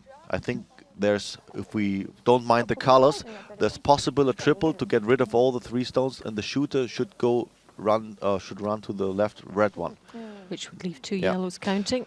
So the spot where Yumie Funiyama was pointing to, that's probably the spot you wanna hit the red one first, and then run the shooter to the red one on the left hand side, and all other stones in the back of the house should go. Then you have the chance for 2. And really, they need the 2 to get back into this game. And she needs to play a really heavy weight and keep that in control. So Yumie Funiyama is taking care of the runways.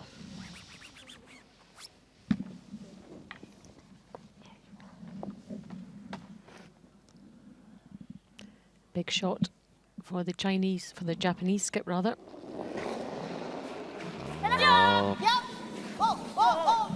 See if this is enough weight. Looks a little bit on the outside, needs to hit a little bit more, I think. No, it's only for 1, but there's another deuce. Oh, that's funny. You didn't predict that one, no, Uli, did you? Not at all. That was a good alternative B, I would say. A perfect one. I don't think that was in the plan, really. But hey, they'll take it. It is 2 for Japan. Just catching this one out a little bit. And she's delighted with that. What a lift that will give the Japanese team. Going into the 8th end. After 7 now, it's China 6, Japan 4.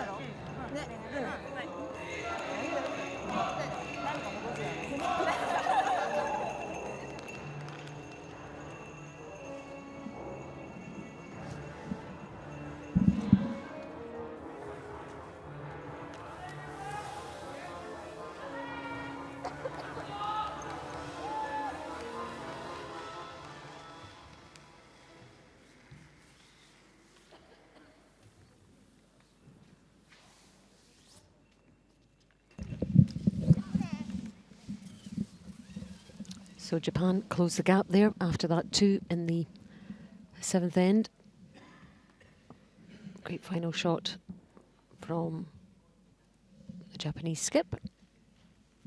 And we're all set for the 8th end in this women's playoff, 1 versus 2.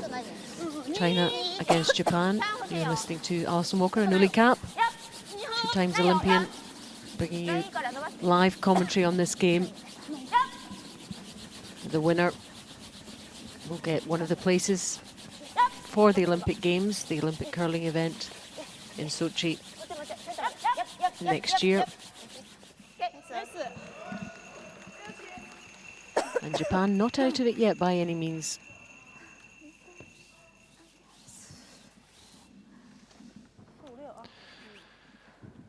Yeah, they're getting back. They were by I don't want to say by fortune, how do you say it correctly, but somehow they've found the key, the back door. It worked out for them. To get back a little bit into the game. I don't know about a key, but maybe the door wasn't properly locked. And they could just sneak in. But just to say it in the words of Marcel Rock, Team China is still in the driving seat, still in control of the game.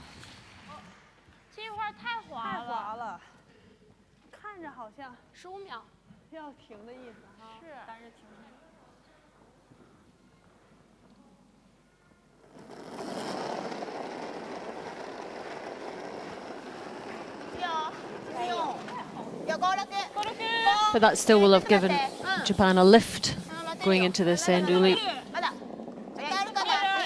That's good for us as well. That keeps the game quite a bit open.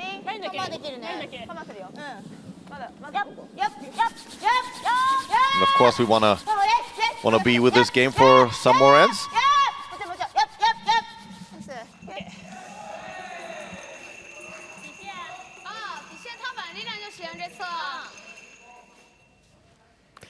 Comparison of the leads.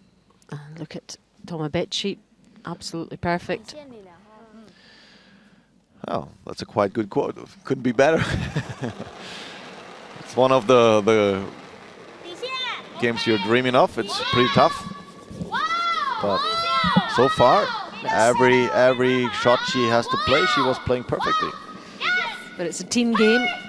If we were all 100% all the time, it would get a bit boring.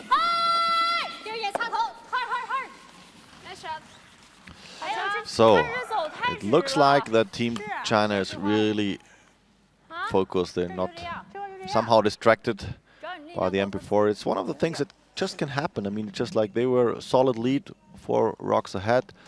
Now probably a little bit lucky the way Team Japan got the deuce, but still everything is running for Team China. Just focus on making their own shots.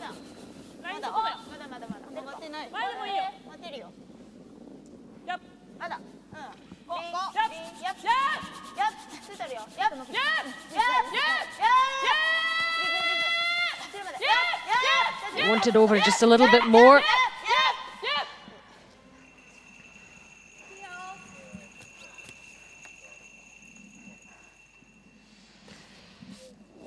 Last of the 7th end again, and this really was a little bit unexpected. We knew what she was planning, but this wasn't quite what she planned.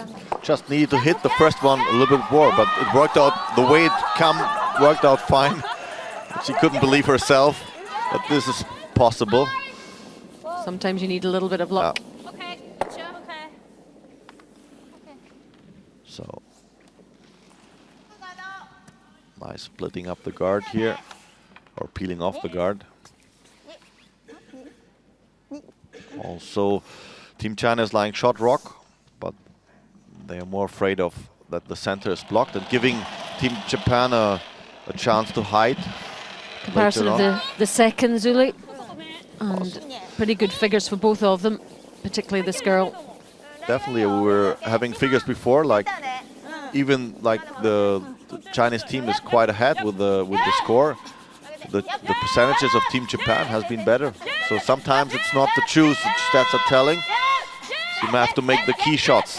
And as we remember, China took advantage, making the deuce in the fourth and another, scoring 3 in the 6th end, and that makes the difference so far.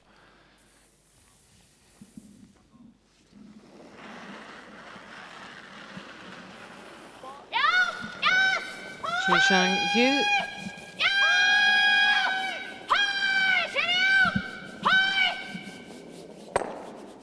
He's hoping maybe to get the second yellow as well. 我想放一点，找这个我不太敢放了。我也是，看到那后边那好像快有了。行，这样安全为主。对。这个买。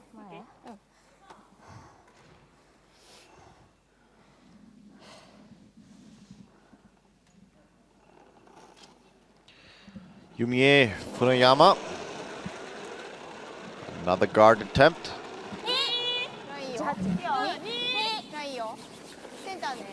The question is, what will be the next shot of Team Japan, considering that China will play another peel on this guard.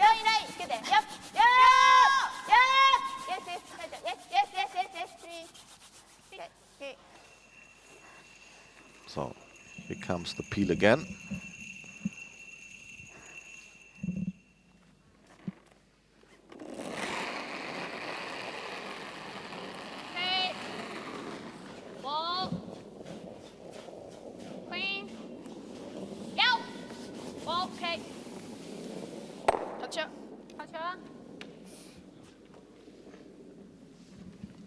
So, what is the option?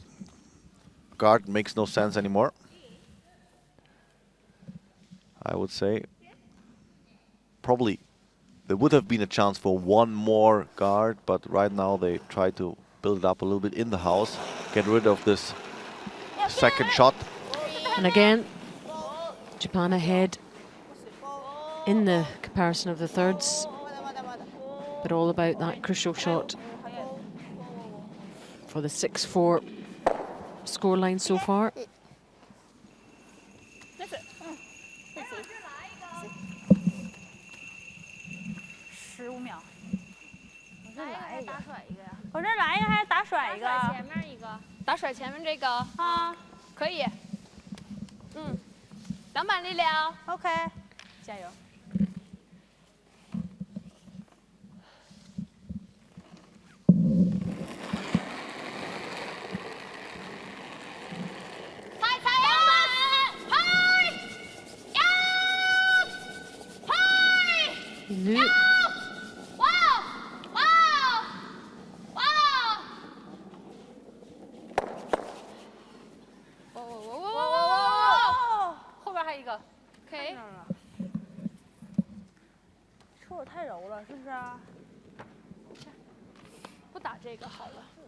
Not perfectly.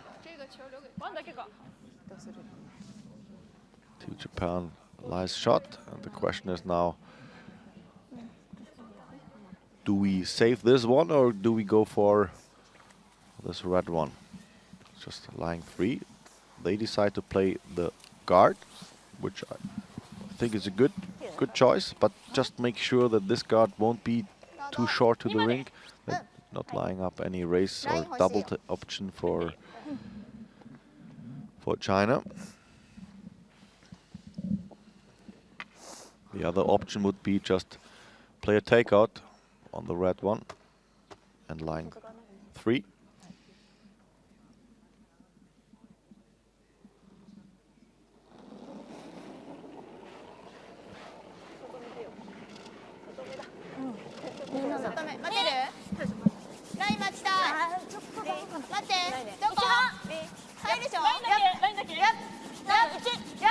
But China has the hammer. The last stone in this end.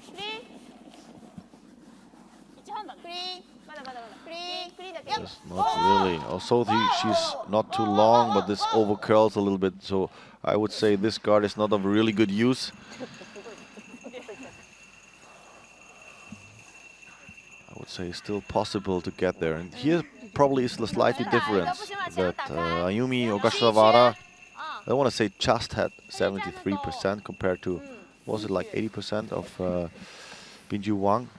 But you could see from reading these stats that just the really crucial shots, Binju Wang is better in that. Made the difference. Yeah. So all 3 positions, 1 to the 3rd position, Team Japan is playing better compared to the stats. But at the skip at the 4th position, it's up to her. Being,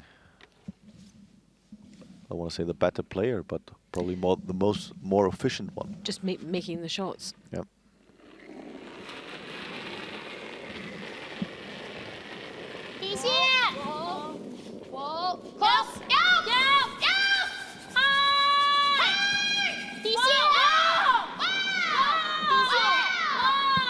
It's beginning to come now. You see had that guard being a little better positioned. A little bit too much sweeping. That was somehow a little bit, don't want to say total miss, but gives a good chance now for Japan to force China take at least one or even have a chance for stealing this.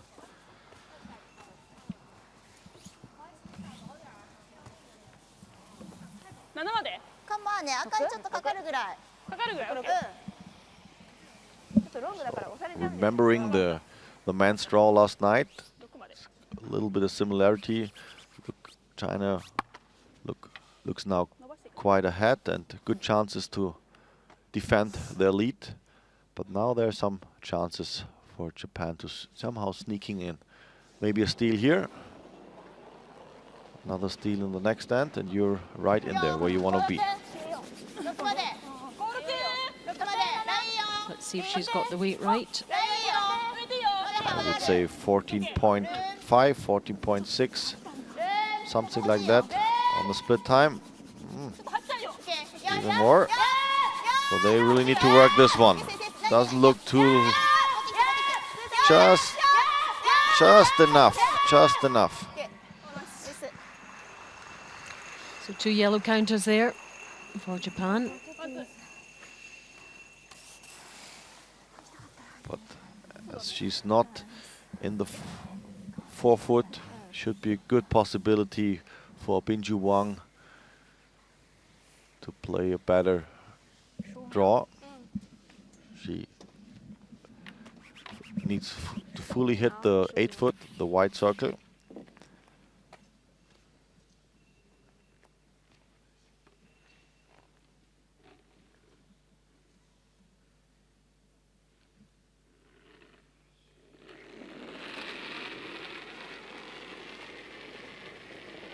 Last stone of this 8th end. Binju Wang. She has been playing quite some draws for big ends, for the deuce and the 3. And doesn't look like that she's given away this opportunity to get the single. Really pretty much in control. No, that's perfectly played. That's the way you have to do it. Nicely done. And they secure their point. I don't think Japan will be too unhappy, restricting them just to 1 point. And they'll hope to build in the 9th and close that gap. But at the moment, after 8, it's China 7, Japan 4.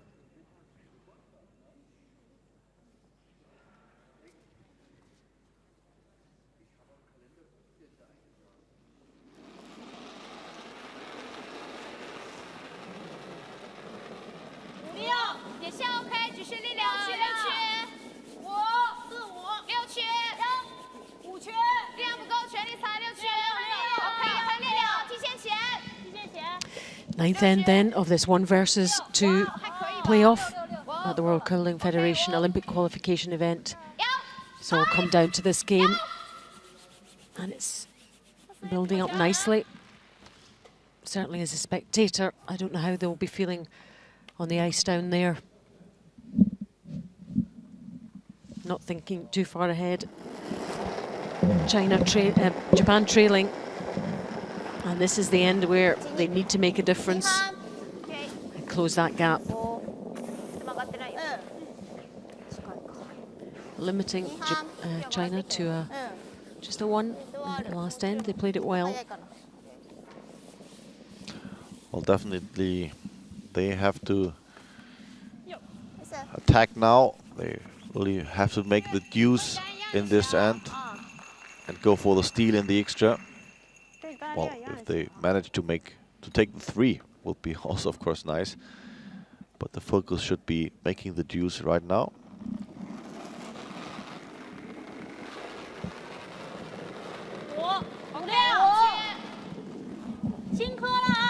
China will just want to keep things as steady as they can.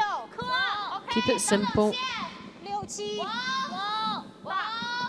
The game plan has worked so far for them.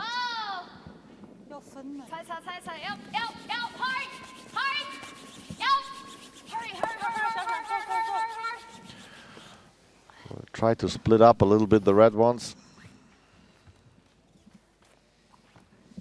But for the moment, Team Japan doesn't care about the reds. Just want to place another guard.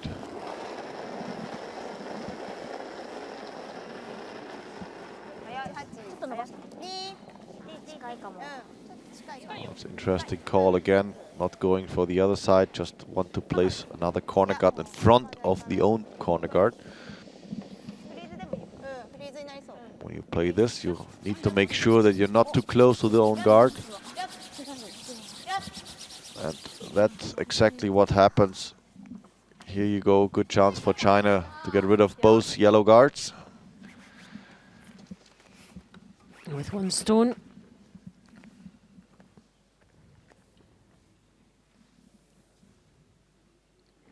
So these are things you should avoid somehow. Don't make it easy for the opponent.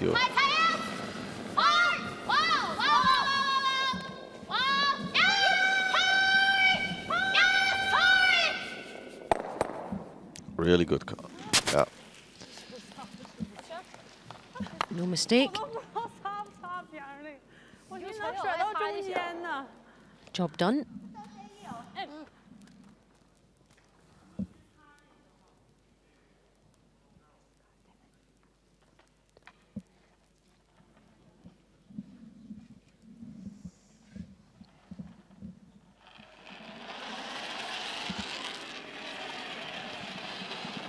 Kaho Onodera. No corner guard anymore. A little bit of tap back on the right red one. Even a freeze would be nice. Just keeping the shooter in play, but this one overcurls a little bit. The good thing, it rolls a little bit behind the corner guard. And I think the right call would be, as Bin Wang is asking for, just get rid of this corner guard. Of course, it's a red, it's its own stone, but that doesn't matter. It's protecting that yellow one. Make it the easy way. Just make sure you make no mistakes on your own.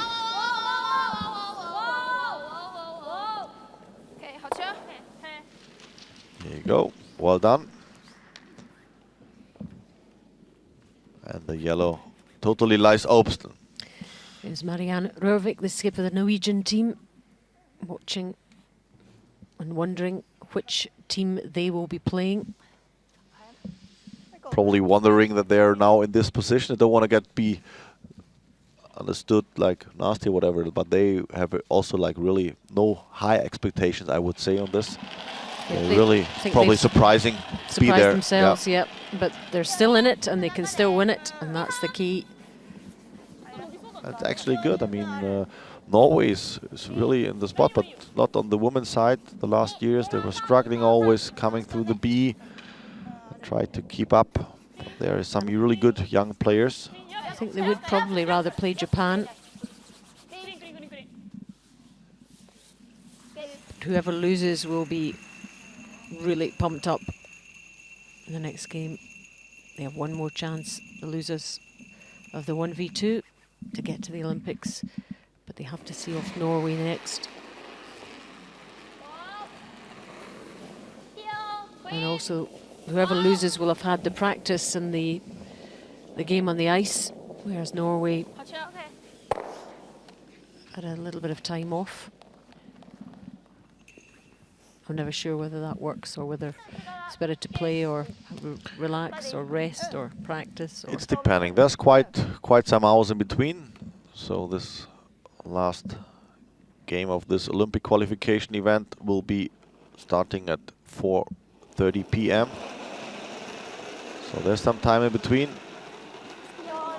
But of course, the most important thing that you somehow have a rhythm, like how you weigh the ways through the week. I actually pretty much enjoy when you have 2 games a day. Sometimes one game is good, but resting a whole day, that's breaking the rhythm. It's not really nice, because then you really wait and you get to be a little bit impatient, you get very lazy, you somehow keep some activations. Try and keep yourself going. Yeah. That was nicely played by Yumi. 先奔这个打就行。中间过不去一个2个都可以。打掉一个就行。行吗？行。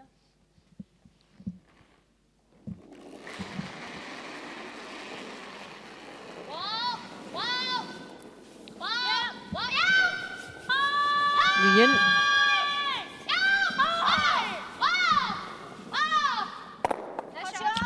Really good shot now. Very nice double takeout played. Away go the yellows. She made it look easy. Just hitting in exactly the right place. And off they go to leave the 3 reds.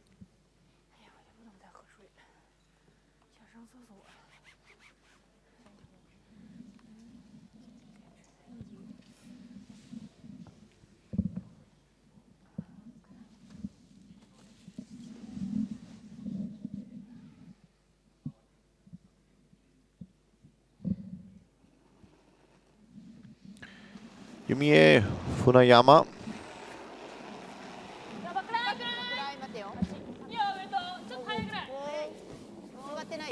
So Team Japan really tries to somehow find a good spot where they can prevent China to get rid of the yellow ones.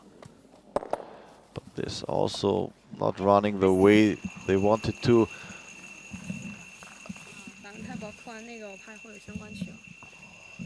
think China just needs to make sure that they hit it on the right side. I think it won't jam too much on the back one. They need to hit it a little bit. Yeah, they're looking for the angle, of course. There's some contact to the red one sitting right aside.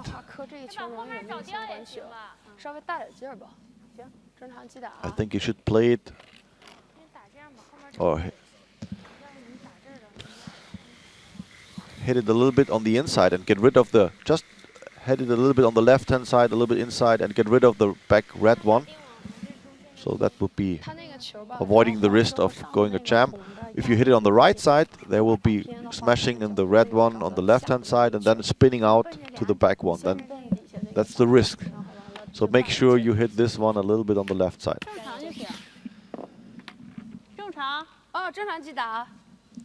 63% on hits is not great. No. And she played 8 out of, yeah, what is it so far? Not 20, it's 16 rocks. No, that's her 15th rock. Her draws have been superb though.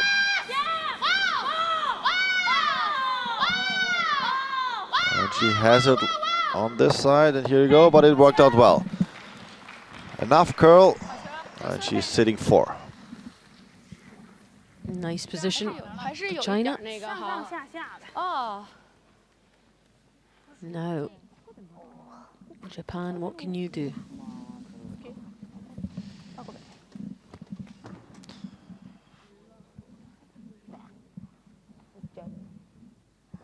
Yeah, she's looking if there's a chance for rolling maybe as a freeze to the stone here on the right hand side. The problem is the 2 red ones on the left hand side, they're in front of the T-line and you need to really corner freeze somehow. Well, that's probably the chance. Maybe tap back the last one and lie somehow in front and maybe force a mistake by Binju Wang's last one. But again, a very difficult shot she's going for. Needs the perfect spot. And is not lying shot probably after this. And then could be easy for Binju Wang to just go for another draw and lying 3 maybe afterwards. So we'll see. Yumi Ogasawara, 78% on her 9 draws so far.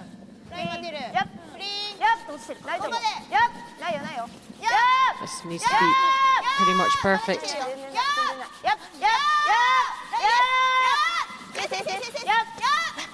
Too much curl on this. No, no. That's a sport where it is of no use. And now, what a great chance for China.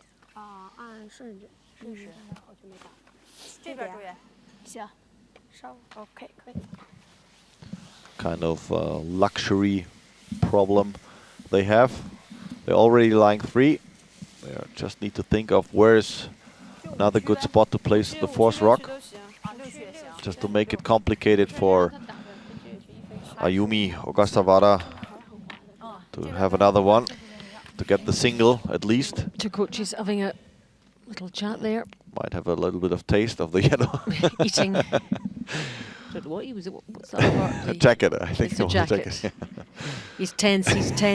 It's Marcel. Hopefully he was not going for the feathers inside. Binju Wang, 91%. She has played all her draws absolutely superbly.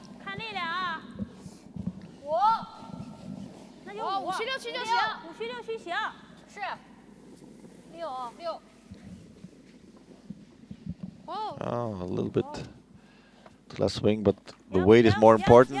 She wanted to have it a little bit more centered, but the weight is good, perfect. Lots of reds in the house asking the question of Ayumi.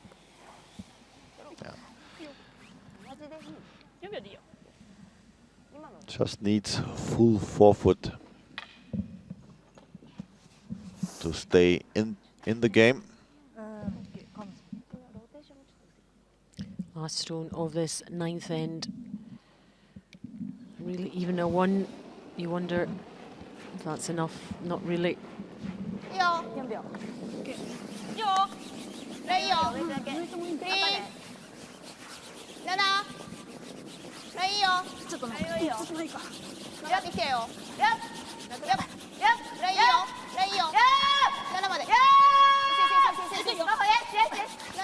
This looks pretty good, and they worked this one well. Almost right on the button. Really good shot. Well played by Ayumi Ogasawara, but it is only 1. They cannot make an imprint really into that Chinese lead. And after 9, China 7, Japan 5.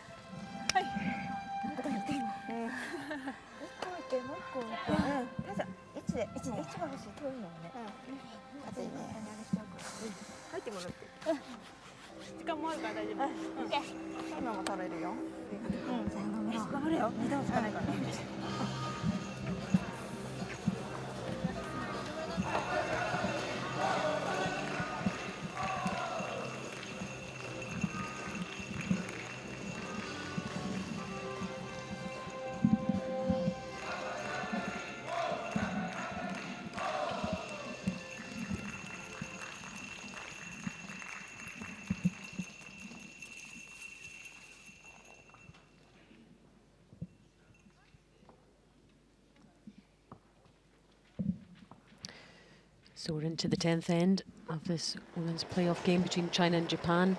Is it the 10th and is it the final end, or will we get an extra end?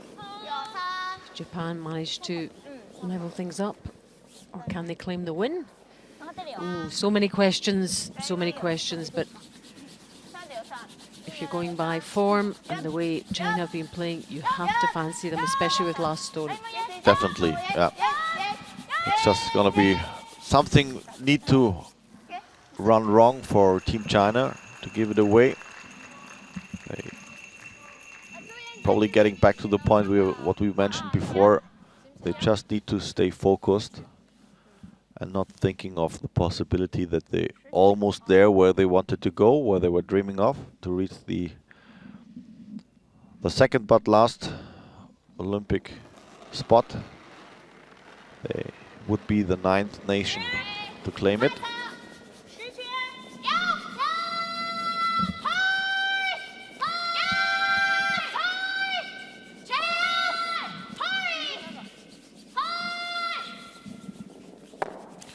Well, they tried to split this guard, but they hit it a little bit too much, and therefore this stone will be replaced right there where the broom is held. So this is a fantastic venue, Uli. You know it well, of course, but great facility. Ice hockey, curling, all sorts. definitely, this was built like to be replace the old one. The old arena was open to the side, give place for 8,000 more people, but it was really old. And I grew up actually just 500 meters away, so as a small boy I could listen to the hockey noise when it was packed. The former EV Füssen, a really good hockey club, played here for many years and was a record holder in German championships. So you went for curling and not hockey then? Yeah, Strange. I think it was a little bit the mother's business. She was afraid of I was getting a hockey player. Injured. She was caring for her boy. No, it was more or less a family business. So daddy was in the curling, big brother was in the curling. So you had no choice really? Somehow. But actually, like Holger Höning, who was on the team, he played hockey and he was witnessing us. He was a school member of me, a school friend, colleague, and he switched from hockey to curling.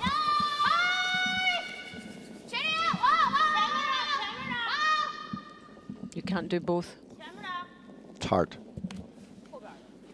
Just past that first one.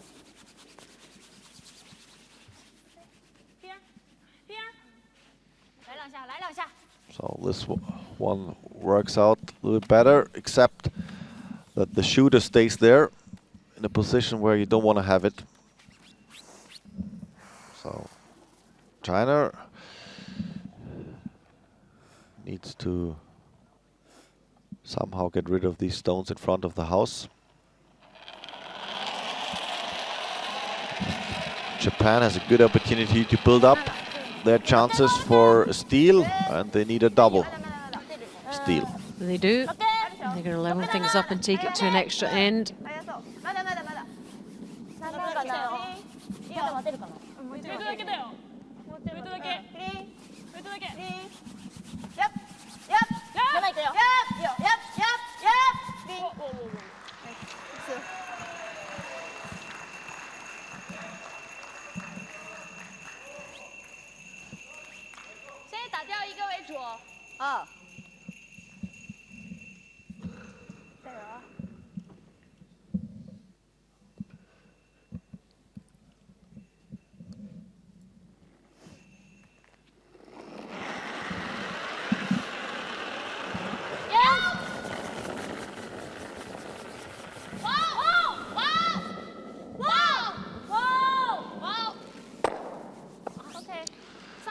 Really good attempt, almost getting rid of the guards here.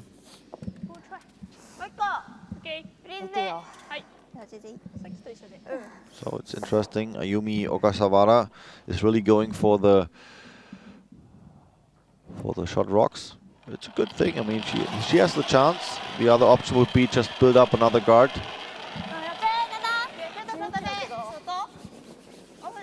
She needs a steal of 2 though.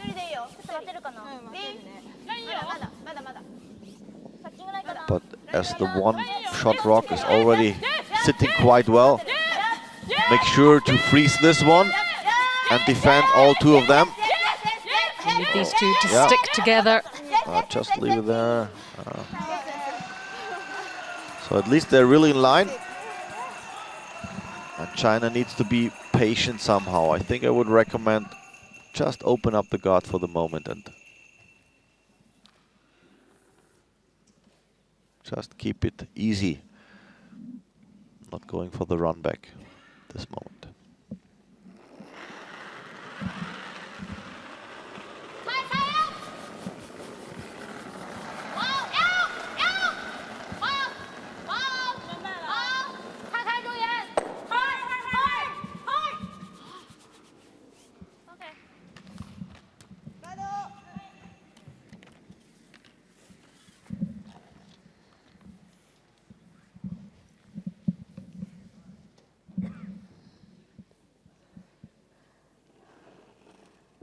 Can't hear a pin drop in here. It's all down to this last end.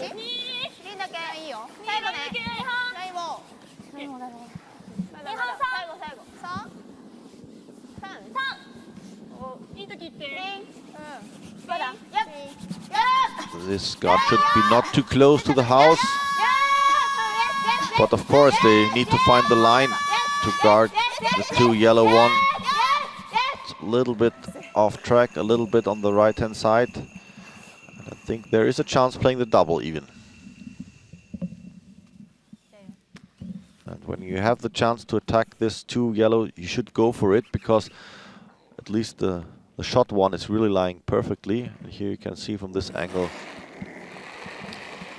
And especially when you're leading and in the position you are. Ooh, Yin Liu, she really put it to the outside and get at least one. Okay. A little bit of luck here, hitting the yellow in the back as well.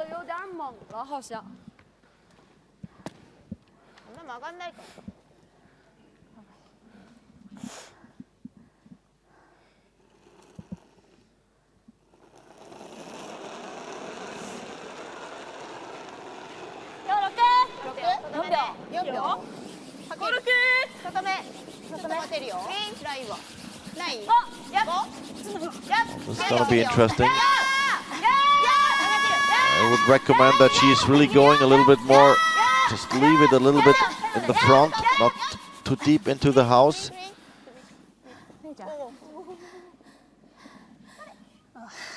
Well, it's quite a good spot here. Probably 20, 30 centimeters in front to be more in line of the guard. Japan doing all they can to try and keep themselves in this game. Because this one overcurls too much, and there's a chance from the other side. Playing an outwick double.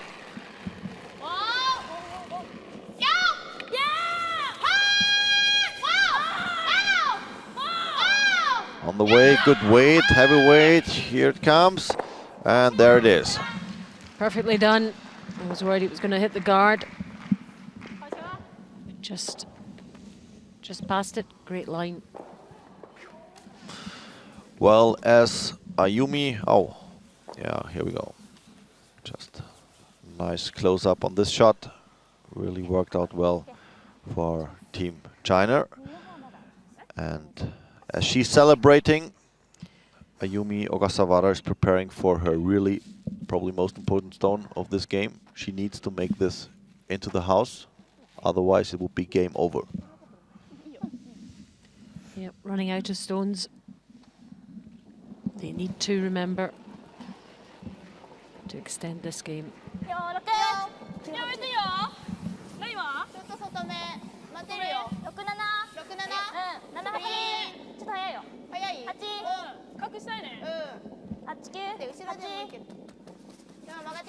It starts to curl really in a good way. And it just stops where it needs to. Really good shot of her. Yep, well played under a little bit of pressure. Quite a lot of pressure, actually. And this is another good call now. Don't mind the shot rock. Just get rid of the guard.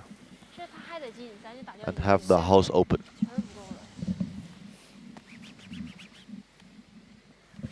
Yep, get rid of the obstacle in the way. China do have last stone, remember.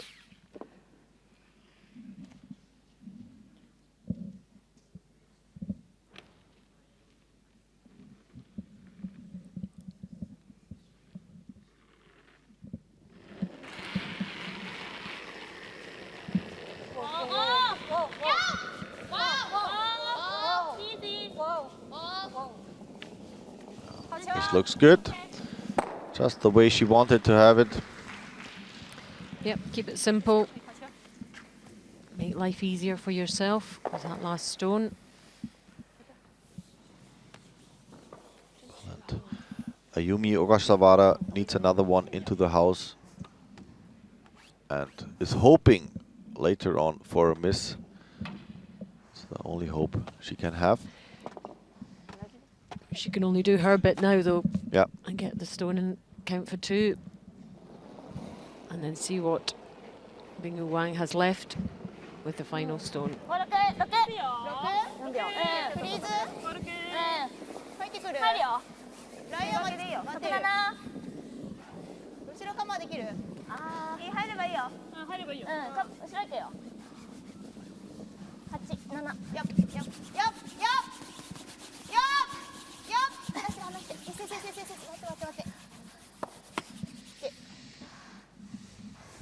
Twice, really nice weight, nice direction, but I think in her mind she already knows, okay, this was probably not the chance we were taking for going to the Olympics.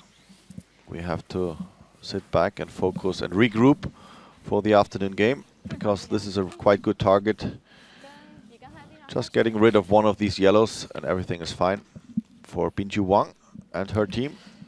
It should be what we call the bread and butter shot, but things can still happen. Disappointed.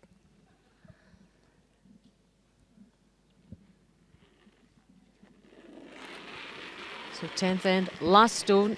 This is the shot, if it comes off, that will take China to the Olympic Games.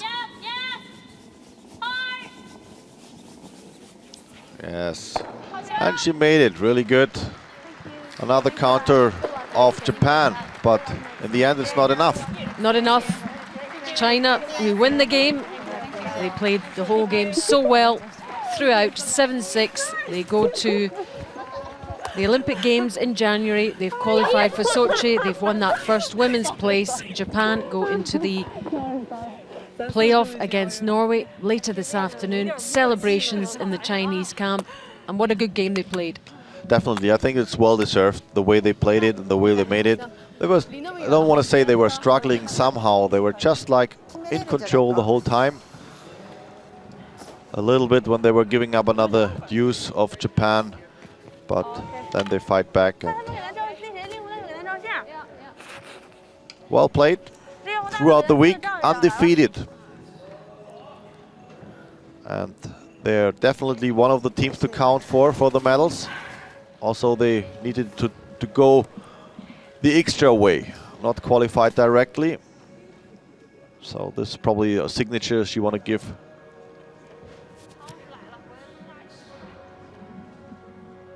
So really good job. And some celebrations, probably not this wild of the Germans last night, but that's okay. I mean, everybody's doing his own. It's good. You can see, well deserved. Good game, kid. You played really, really well. Yeah, really good words. Marcel Rock is really proud and said, really well played. You played well.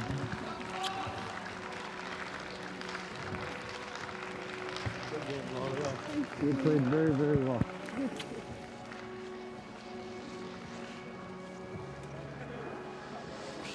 And it's up for her to regroup and forget this game and take another chance. It's Norway they need to beat in the afternoon, 4:30 p.m.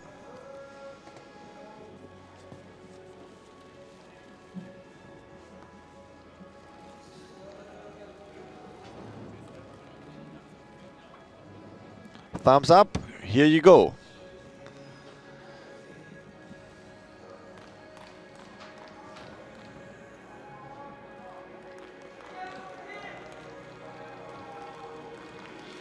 Final score of 7-6, and we're of course curious what Bingyu Wang will say about her feelings and emotions. We're waiting for the interview.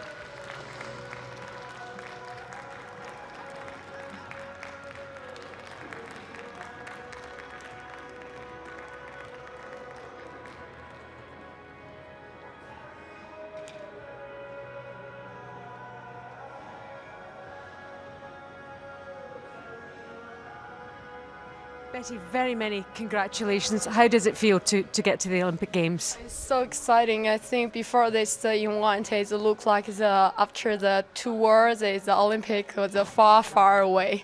And after the last shot, it's become true. So exciting for that. And today is a game, and I think both teams already to play the tough game and already looking for the qualifying going to the Olympic. But I think today we got a lot of the chance, and they made some mistake, and we got it. And yeah, we already to do some everything before the game, so we win. It's so happy for that.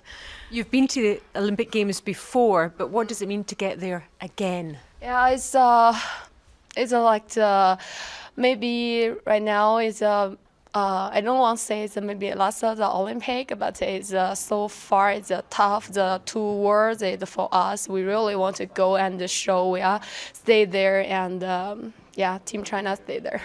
It's been a long journey for you this time. It's been harder to get there this time. Yes, it's so hard, but like before this event, I said if we are ready to go this event, we will ready to go the Olympic. So if we there, yeah, we see, yeah. Congratulations, enjoy. Thank you. I love Germany, yeah. Nice words from Binjuma. I think she really pretty much bring it to the point. She said that she really felt happy for this, how it worked out, and as I said before, well deserved. I think they were pretty much the team to be beaten here, and they managed to be unbeaten.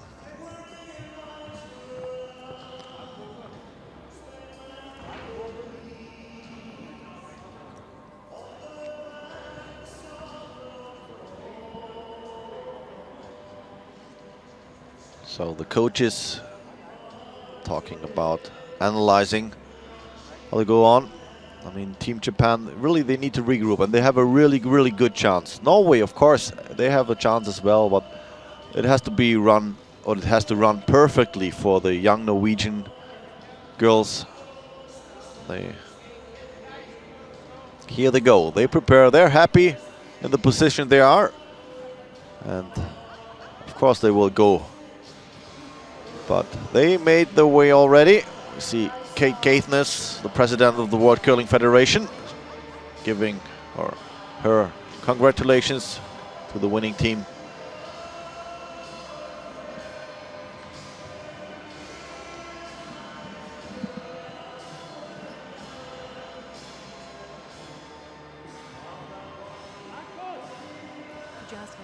How she's feeling. It's sad to lose, but she still has a chance of making it to the final. はい、この1試合で決めるという強い気持ちを持って臨んでいたんですけど、私のショットがあと1つ2つ決まっていたらもうちょっと展開が違っていたんじゃないかなと思っているので、すごく次の試合では自分のショットもうちょっと完璧に決めなきゃなという思いでいっぱいです。We had strong feeling to win this game. However, my shot was not really good in this game, so we have one more chance to win to go to the Olympics. So, but you were beaten by a very good team. China played very well today. Yes. でも負けは負けなので、次はしっかり勝ちます。Yes, but we lost the game, so we have next game. Okay, and you think you can go through in the next game? もちろん。Okay, thank you. Thank you.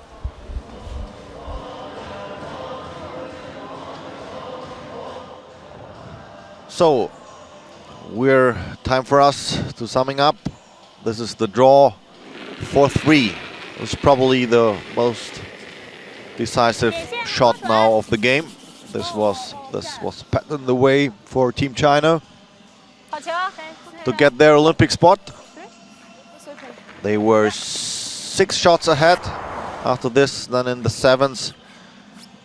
A good comeback by, I would say, a little bit of luck, but also well-deserved for Ayumi Ogasawara. She was not hitting the spot she wanted to, but it worked out perfectly. She was getting the deuce, celebrating, of course, somehow getting into the game.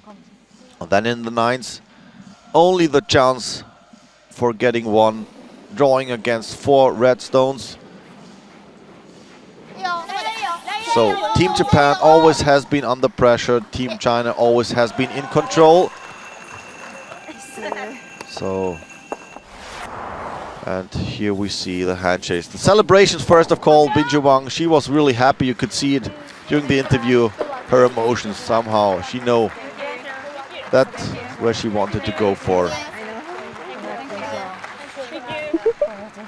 And I think it's really, really okay. So, seeing the Chinese girls, that's the road. China already qualified for the 2014 Olympic Winter Games, and Japan, Norway, they are going for the second chance. The winner of this game will complete the field of nations. 10 nations will go for Olympic gold in just a few weeks ahead. So, that's for now. Stay with us. We will be back with 12:30, the man playoff game. It's for now. Oli Kapp and Alison Walker say goodbye. See you later.